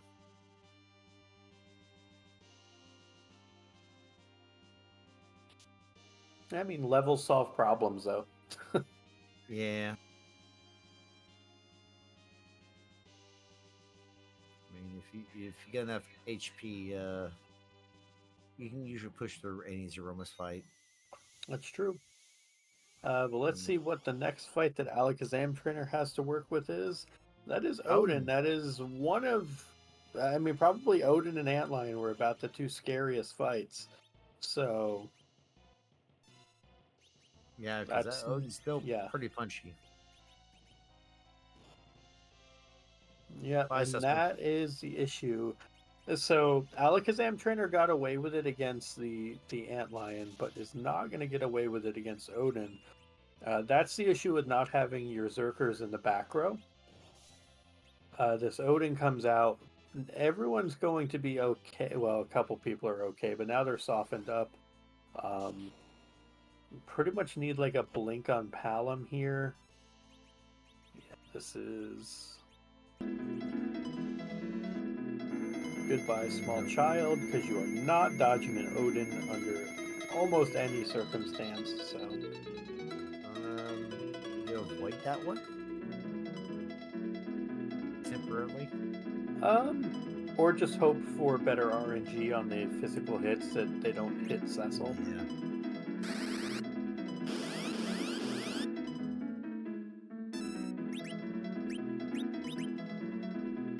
We'll see. Nope, going down. Yeah, can always come back for that, to your point. It's kind of, again, one of those things where it's playing with fire. And my fear for Alakazam Trainer is, not having gone through. Oh, we're taking a monster box. A little surprised to see this. But my fear with the Zerkers in the front row, and this is not just for the Antlion fight and not just for the Odin fight, but for Effie as a whole, that if the back row glitch is available, um, anytime you can, get your Zerkers back row. The reason is the Zerkers inherently are going to have more HP. They're going to have more defense. They're basically going to be unkillable in the back row. So then only your mages have to worry about themselves. So, like with Cecil and Edge, they can just kind of swing away from the back row and not really care too much about what's happening. In the front row, they're very vulnerable still. And so now you have squishy mages in the back row who would be getting hit very hard anyway. But also your Zerkers, because they're in the front row, are susceptible to extra damage. Not to mention, by not backrowing them, you deal less damage to things like the Magus Sisters, Calbrana dolls, and all sorts of things like that. So there's a lot of reasons to harp on the back row glitch and its importance. And I just think that this seed illustrates it fairly well. Alakazam Trainer is going after quite a few boxes here. Did pick up Dragoon armor and is putting that on over a black belt. So in case he runs into, let's say, the red or red and blue dragons, we'll at Yeah. least have some protection for them.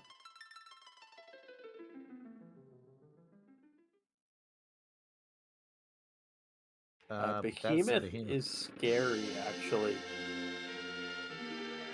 Ooh, Yeah, that's a hell of a hit there. yeah. Behemoths hit hard. The thing with Yeah. behemoths is they're also incredibly slow,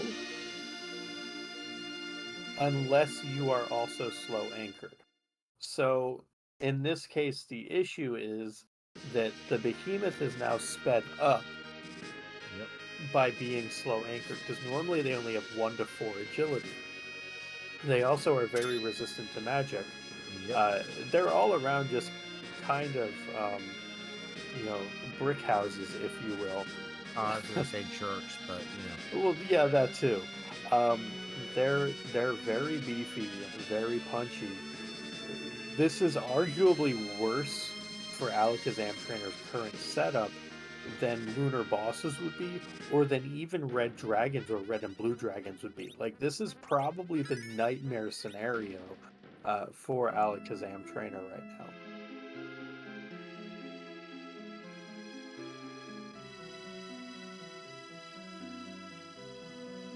But should be through on the Cecil swing if my math is correct. usually is. So Yep. no XP for Edge, but does get it for everyone else. Still very spooky though. Yeah. And Fitz sees the Antlion.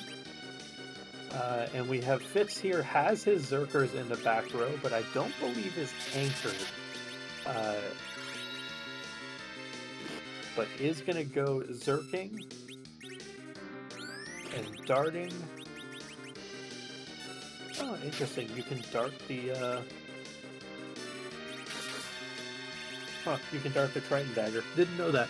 Yeah. I knew it. But if you look on Fitz's screen, this is kind of what I was talking about as Cecil gets absolutely decimated, where you're generally worrying about your mages keeping themselves alive, and then the Zerkers just kind of being able to do what they want to do in the back row. Unfortunately, in this case, that Cecil must have no defensive gear at all to have taken 1400 from a punch here. So I'd be very curious to see what he's equipped with. But we have our blinks coming up on everyone. It makes us pretty safe. And we do have a Mom Bomb, and that Mom Bomb decided that, yeah, Alakazam Trainer Zerkers are going to have a Monday and a Tuesday and most of a Wednesday leading into this fine Thursday that this race is taking place on. This, again, shows kind of the difference of Fitz's fights are going to be slower but more controlled. Alakazam Trainer's fights are going to be a lot more chaotic. So it's kind of a user's preference thing. I will say that I'm more preferential to the way that Fitz is approaching these.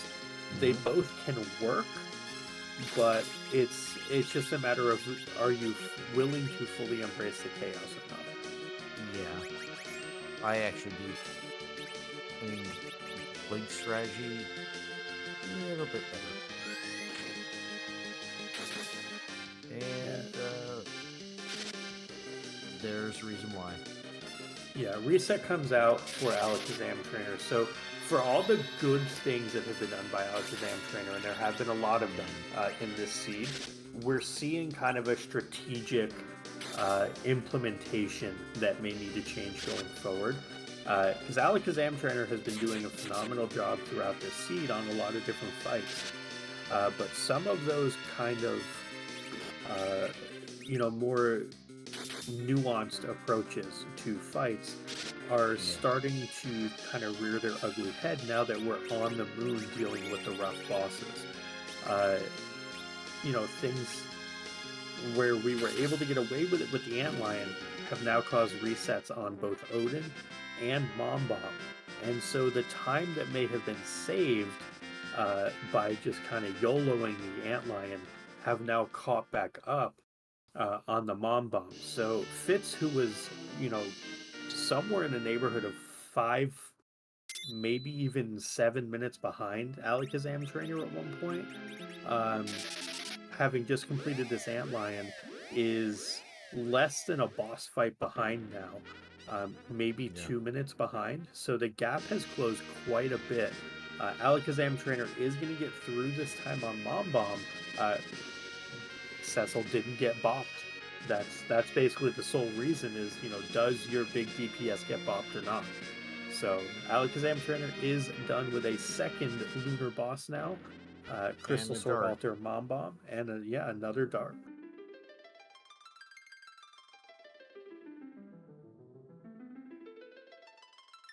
Like I said, another dart for the pool.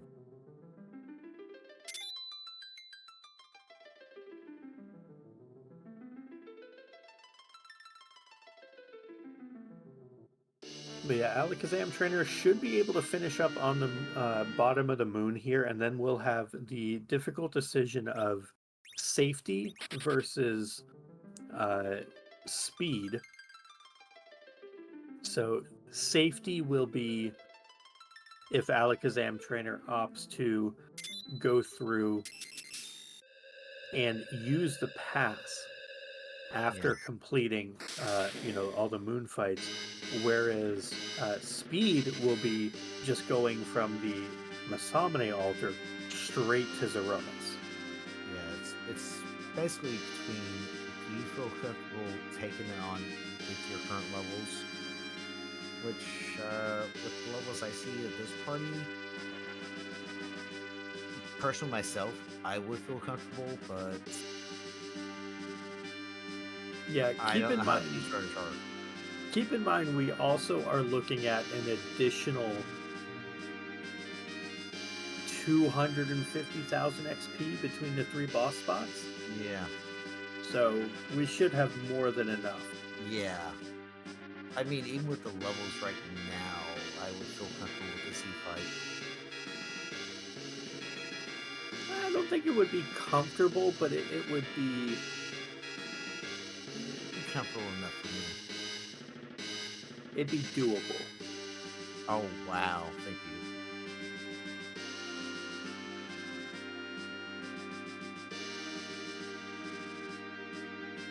And the reason I say that is just because the DPS on Alakazam's side, like we have a Crystal Sword Cecil swinging.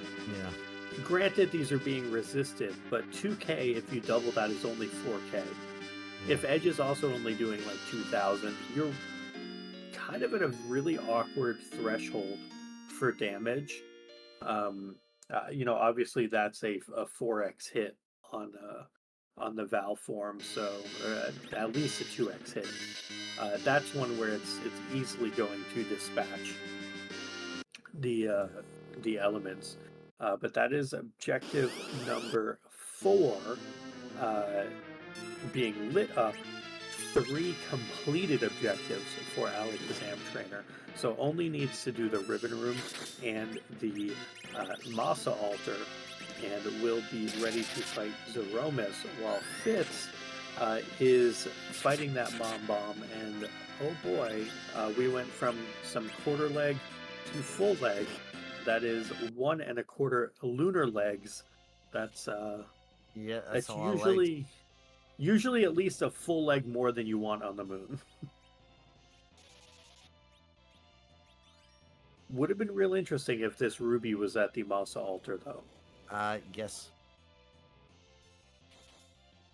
And like I said, we still have one more altar, and we haven't seen the sisters yet, have we? We have. Oh, have we? Hmm. Oh yeah, we did. I Darn it! forget where, but we saw. Damn it! I think they were Waterfall. Oh I yeah, want to they say were waterfall. they were super early. Oh man, there ain't nothing fun at the bottom. There might be. I'm trying to think of anything fun at the bottom. I still think if we don't have hourglasses or coffins, but I think we do have coffins for both runners, that Dark Imps could have been fun. Aim that masa. Oh yeah, I mean I that's guess still they 3 are punches that punchy. are, yeah, that's 3 gnarly punches. But Yeah. we might get a script here on Alakazam Trainer's side. We're getting awful close. Oh, the 5% one. And Fitz is through the Mom Bomb.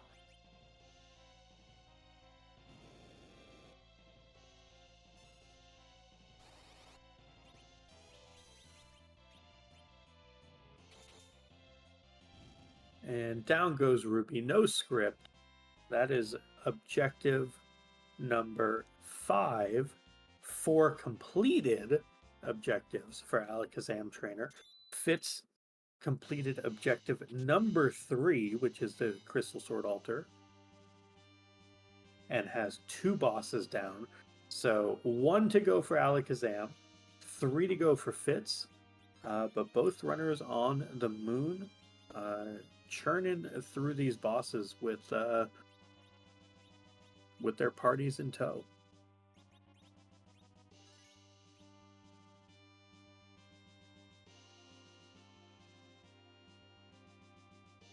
I'm not even sure who is left, to your point. I guess like Paledem is slow. Golbez, if you, I mean, Golbez could do a number to the party, but if you veil or prepare for it, it's not a problem. I mean, a moon veil. You did get from the Crystal Sword altar, so That's true. pretty much Well, I makes think there's this a right. couple moon veils. Oh, Yeah. this is. Oh, this is boring. Sorry. Yeah, DKC was at Golbez spot to answer a question Yeah. from chat.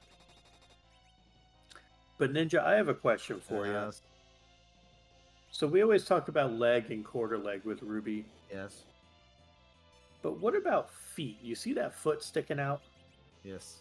Well, why don't we ever talk about Ruby's feet? I don't know. I think we should talk about Ruby's feet. What size shoe do you think Ruby wears? Like Ruby slippers are like size 6 or like size 26? Like what I are we feeling for mean, Ruby? are we talking like unrated giant size shoes? Could be, yeah. Could be Andre the Giant size shoes. Yeah.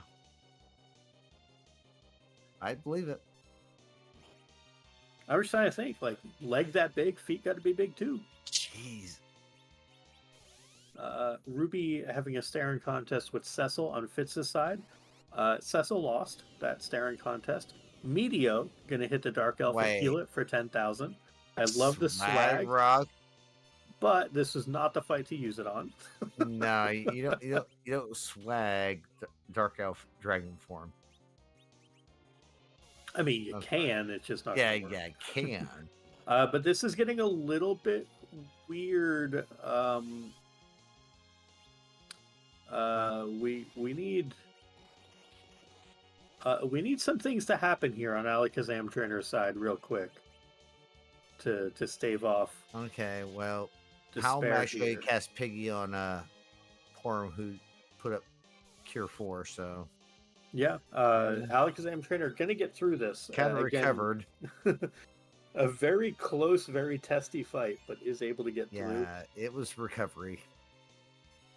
Meanwhile, Fitz has lost his Cecil, lost his Porum, and is rocking Rosa Kane Edge right now through this Ruby fight. I like what someone in chat said. Rocks in first half are fine. Second, not so much. Very true. True. But despite giving back 10,000 HP to the Dark Elf, Yeah. Alakazam Trainer is through, and that is a white shirt, which is actually really nice Yeah. for the Rosa. Yep.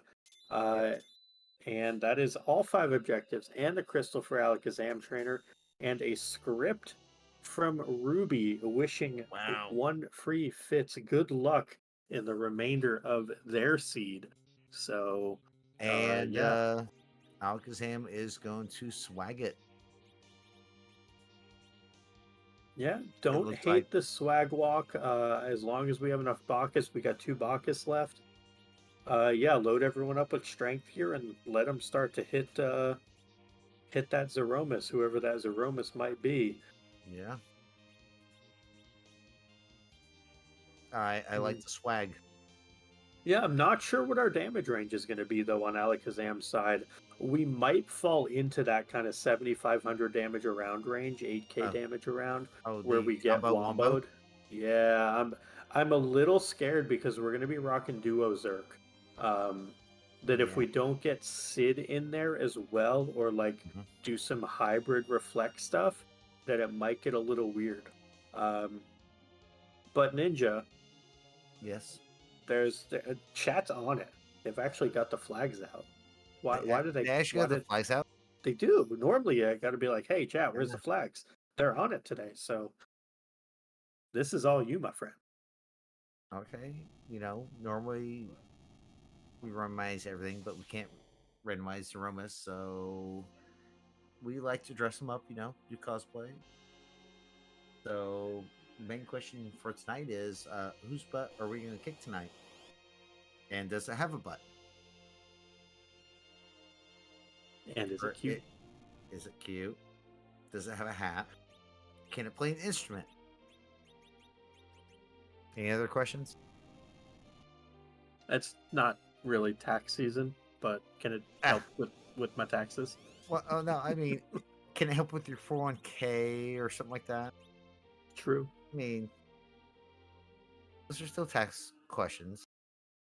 It's true. So we see the crystal has come out, and oh, that's Spatomus. The dart is too early, unfortunately, on Alakazam Trainer's side. So no dart to happen there. Personally, I am a fan of just having your Zerkers Zerk, and then after a black hole comes out, throw your darts then. But just get Um, your Zerkers in the queue as quick as possible. Looks like we don't have anyone Zerk yet, so this is going to be a bit of a wonky yeah. wonky Z fight. It's starting off a little slow. I'm a little worried about how many big bangs we're going to take here. We should be able to sustain, but having the Zerkers going right away is always something that you want to just get all of that damage out as quickly as possible.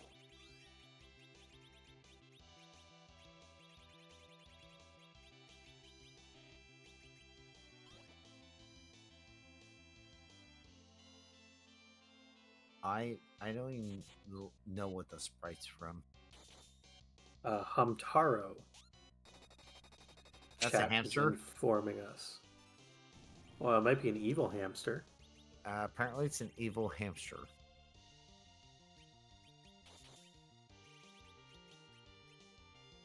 I'm assuming Hamtaro means it's sort of like hamster. So we have, I think this is an unnerfed Big Bang, and we also have Rosa with a white Cube. Yep, that was unnerfed, but everyone walked it off pretty well. A little concerned if this white lands and doesn't tip phases, what'll happen is it's going to counter with weak, dropping someone to 1 HP. But we tipped Okay. phases with that white cast, so no weak counter, which Ooh. means no one dies to sap. So dodged a bullet there. Um, that is a scary thing to look out for is that if you cast white, it will weak in response and someone will perish. So typically you don't want to be direct casting weaks. Nukes are generally safer because they're countered with nukes of Zeromus's own. So we have a shake coming out.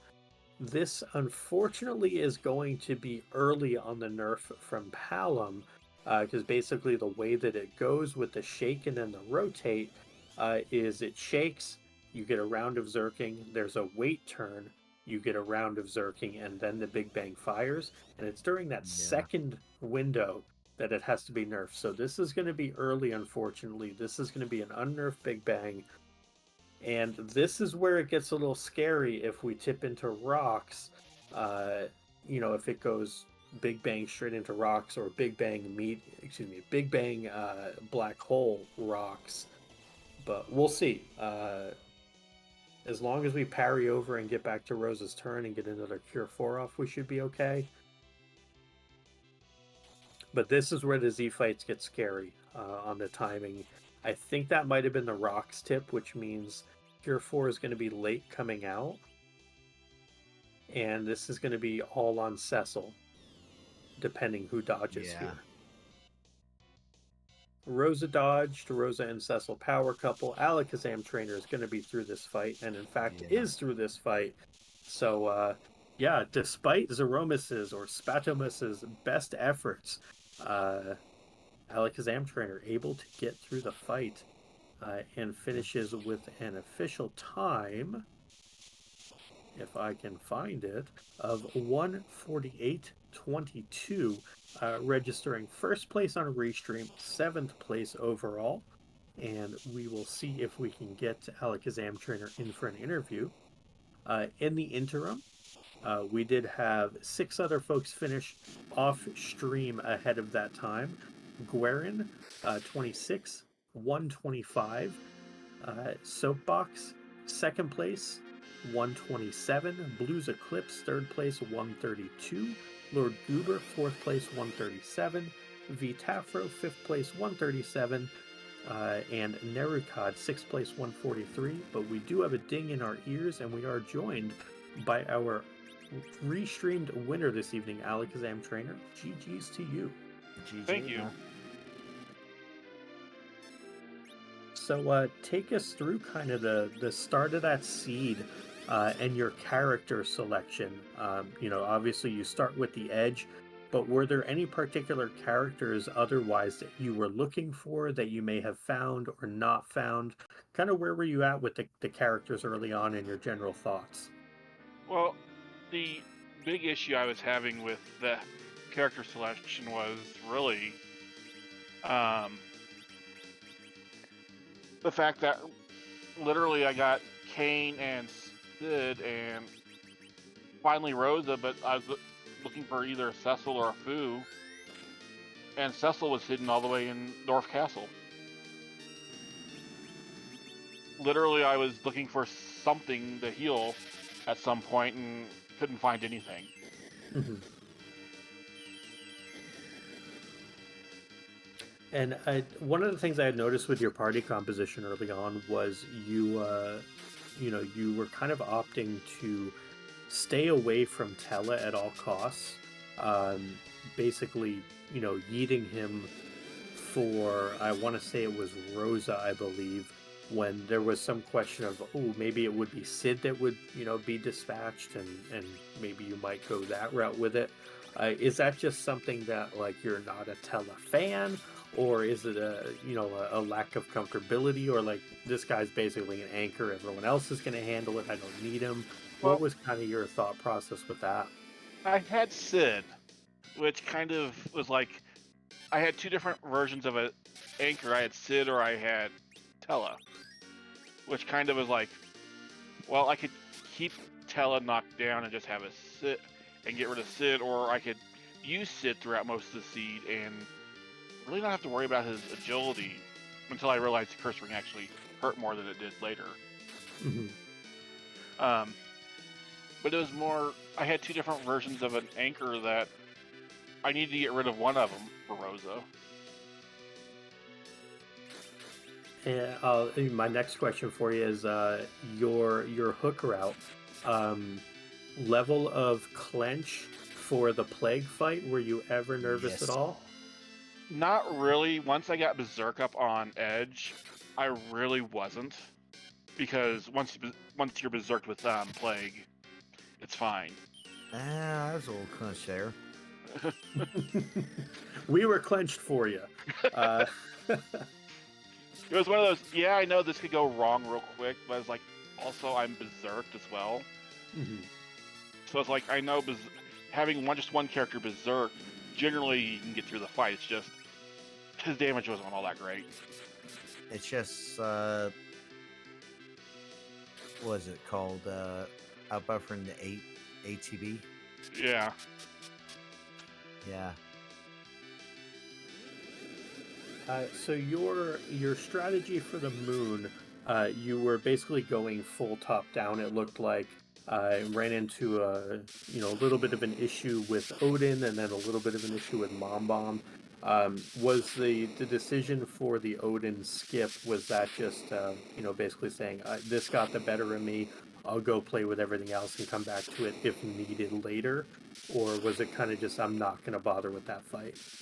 It was, I know he's there, so I'm going to kind of leave him alone until I see what the others were. Mom Bomb was Understand. scary, Mhm. but Mom Bomb's just punchy too, so. Yeah, I understand that as well. Other than that, it was just leaving Odin unless I really needed to fight him. Like there was Mhm. something real nasty later. Yep. And honestly, once you got past Mom Bomb, everything else was fairly easier. I mean, Antlion at P value was kind of interesting. It was. As some people say, it builds character.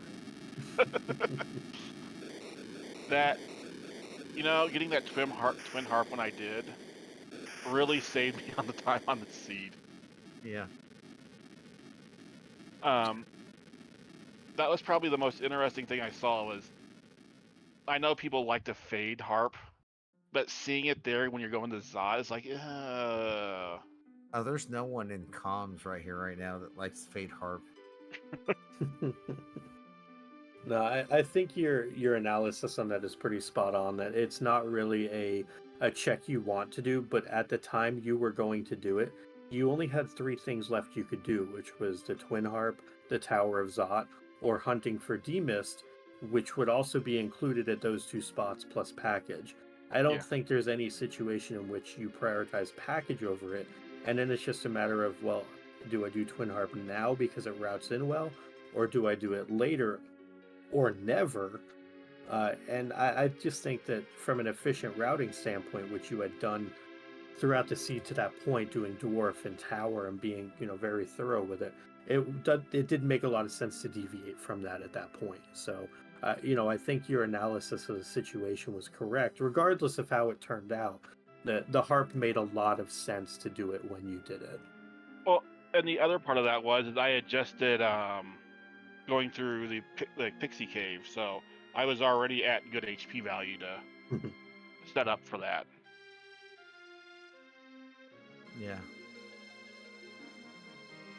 Overall, the seed wasn't all that bad. It was just kind of, the Darkness Crystal was just buried. That's all. Yeah. Well, as far as the PPL is concerned as a whole, obviously this is season 5 of it. Uh, we've had a lot of, fantastic runners come through, yourself included, of course, in that.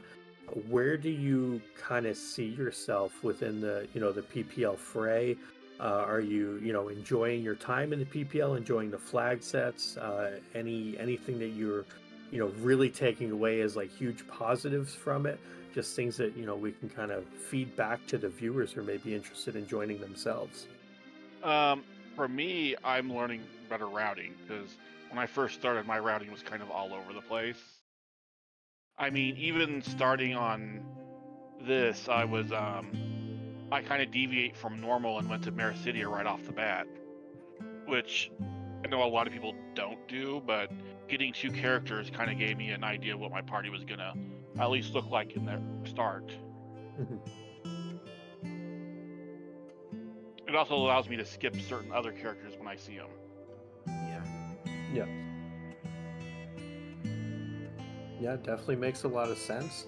Uh, Ninja, do you have any questions for Alakazam Trainer this evening? No, not really. I mean, good run, man. GG's, man. Thank you. I'm gonna have to Yeah. watch this back anyways just to see kind of the differences in routings and what people were saying. Yeah. The routes between you and Fitz were very, very close. Some different strategies were employed throughout, but they were route-wise very similar. Okay. I know I did when I found the crystal sword, that kind of told me that I really should be just focusing on clearing them instead of actually looking for stuff. Because I know with the crystal sword, pretty much crystal sword Cecil is good. Crystal Sword Go Burr. Yep. Especially when you have Rosa sitting there. Anyways, thanks again for the streaming. Hope you guys didn't get too bored by my routing. Nah. No, you and Fitz kept us entertained and allowed us to talk about, what was being done well and what can be optimized and improved on as well. So it was, a good time up here in the booth, interacting with, folks in chat who had questions as always. And, based on the gameplay, again, what was being done really well and what potentially could use improvement also. So I think a watch back will be, I hope, insightful for you. I'm hoping so too. Anyways, I have to get going. I have a couple of furry dogs looking at me expectantly. As always, enjoy the fur babies and GG's again on the run. Thank you so GG. much. Have a wonderful night. You as well. And that was our 7th place finisher, first place on Restream, Alakazam Trainer. And we are now joined by our 9th place finisher overall, second on Restream, 1 free Fitz. Fitz, GG's to you. GG's, man. Thank you very much, and GG's all. Hello, everyone. Hopefully it was a good show. It was. Definitely was a good show. I gotta ask you, starting out kind of chronologically on this, why do you and Eblin Castle not get along? I have a very Yeah. love-hate relationship with Yeah. like Evelyn Castle, and with having Edge instead, it was like, all right, they got some hit points, and I kind of just flubbed on my execution. I could have turned my battle speed down to 5, and that would have helped. But I was trying to be bold and daring. I think because I was on Restream. I'm gonna go real fast here, and then that didn't work, so I left and I kind of dialed it back, and eventually got going. And then when it was a forced hook, I was like, well, I probably didn't. I mean, I lost some time, but I bet a lot of people went to ordeals last. And ordeals. Jeez, those trap chests. I'm just Yeah, they gonna really say that. bullied me early. I got my No, revenge. I mean the rewards.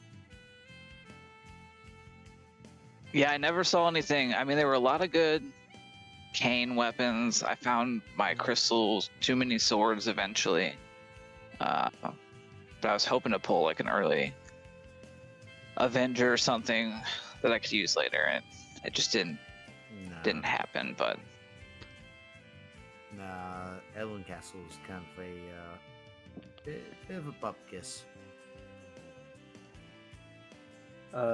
So as far as your party comp was concerned, we noticed that both you and Alakazam Trainer kind of ran similar parties. You also opted to get rid of Tella fairly early. Was there, a driving factor behind that with him normally being a good anchor, a good utility character? Is it just, didn't want to deal with him? Can be awkward to work with? Opting for a Sid maybe over the Tella? What was kind of the reasoning there? Having Rosa, Porum, Edge, Kane all available as well. Yeah, that's a great question. Well, it started with a mistake because I always get the twins confused. And so I thought I got a white mage and I got a black mage. And that's when I dumped Tella because I was like, all right, I was planning on using Tella as a white mage. Just the early characters with like Yang and Sid and Edge. I was like, this feels like a Berserk team. I need white mages. So then I flubbed that, and then I didn't have exit anymore. So then I couldn't exit out of Antlion.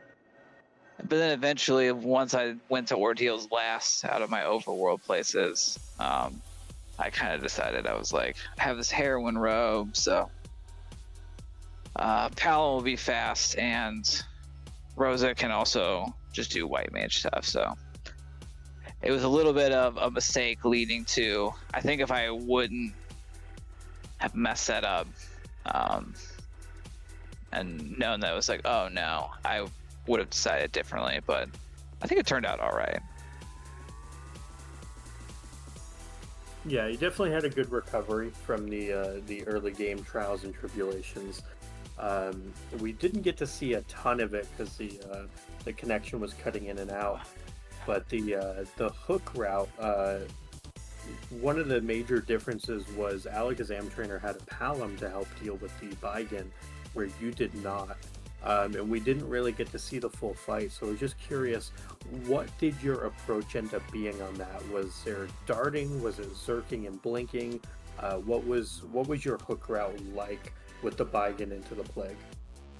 Yeah, definitely. Oh man, it was so frustrating. I kept seeing the disconnections. I was like, Baigen there was a blinking early.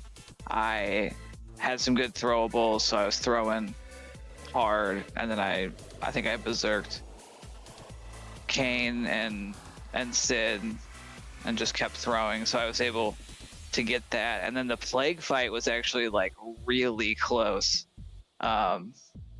Because I didn't do any sort of like getting a wall up. Because I was like, I'm pretty powerful. I think I could bum rush this, and it came down to the last second. But I got Plague. Having that white spear was helping. Berserk Kane was slapping for like 4,000 damage. But it was like, I didn't save after the first one too, and I was like, oh man, I've got to do this, and I got through. I was supposed to say, Alakazam was the same way. He was down to one character. So it was a close fight. Yeah, I think outside of that, the moon bosses, I had, like, Rubicon gave me a little bit of trouble. Yeah. Did you Mirasane? I never bought that. I was rocking Ninja. Did you Mirasane Ultra? That's the one in the front, right? Yeah. Or is it the back? Okay, yeah. No, I skipped the front because I did Bahamut first. And then I was like, I'll save the front for last and just hope I can get 4 in a row. And I was able to. What was that one? That was Odin. He's not a very nice person there.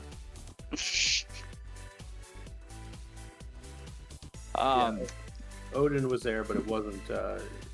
I don't think would have been too bad for your setup. It was a bit rough for Alakazam's setup, but for you, I think you'd have been all right with it. But as far as your general approach, uh, it seemed very crisp. Obviously some of the things talked about execution wise didn't fully come together, but it's kind of PPL in a nutshell is learning, and optimizing and being more efficient and all of that. Uh, I had the same question for Alakazam, but for you, kind of with PPL, how has that been helping you? Any things you want to highlight? Like if folks are thinking of getting involved, like is there anything that you can speak words of wisdom, to folks as they might consider joining as well? Yeah, definitely. This is another great question. This is like my, I think, second season. I play as some of the other JRPG randomizers, so I think like that helps me have like a foundation of just like concepts of like building a party over the course of time, and the idea of knowing like, okay, strong enough, stop leveling, stop looting, sort of thing. So it was nice for me to have that foundation, but I think just the flags kind of having a different flavor each week, playing them and talking about them together, having the practice, like just doing it is a big part. It's not really like, we're not super competitive. It's just like racing together to learn together. So I think that helps as well. And then just kind of like watching races, there's definitely runners like Possum that do a good job when they're playing, or just practicing, of talking about what they're thinking and just kind of listening to that, trying to pick up little things to kind of adapt. There's just so many aspects, so I try to focus on a couple at a time, and I try not to burn myself out or expect to be the best in like a short amount of time. And I think that's helped me stick with it and see the improvement over time. Yeah, and I totally agree. I mean, as a former pup myself, I actually raced against you last season, and I totally agree with you. Yeah, like I think last season I probably would have had a lot more trouble recovering from some of the mistakes that I made. I'm just still learning the nuances of like the overall mechanics of free enterprise, agility, and the intricacies of just like boss weaknesses and J items is just stuff I've been slowly picking up, as opposed to trying to like study it all in a short period of time. Yeah, I totally agree.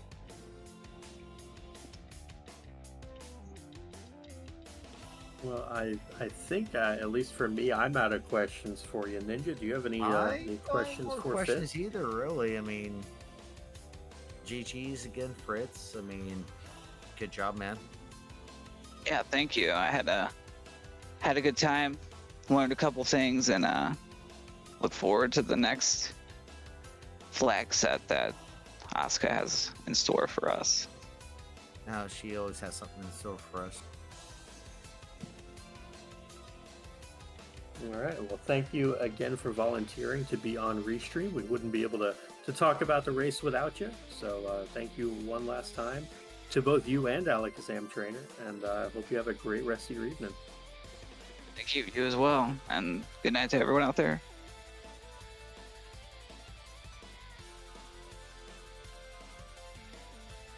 All right, Ninja. Well, that I believe does it for the Pink Puff League Season 5 Lunar Tour flag set.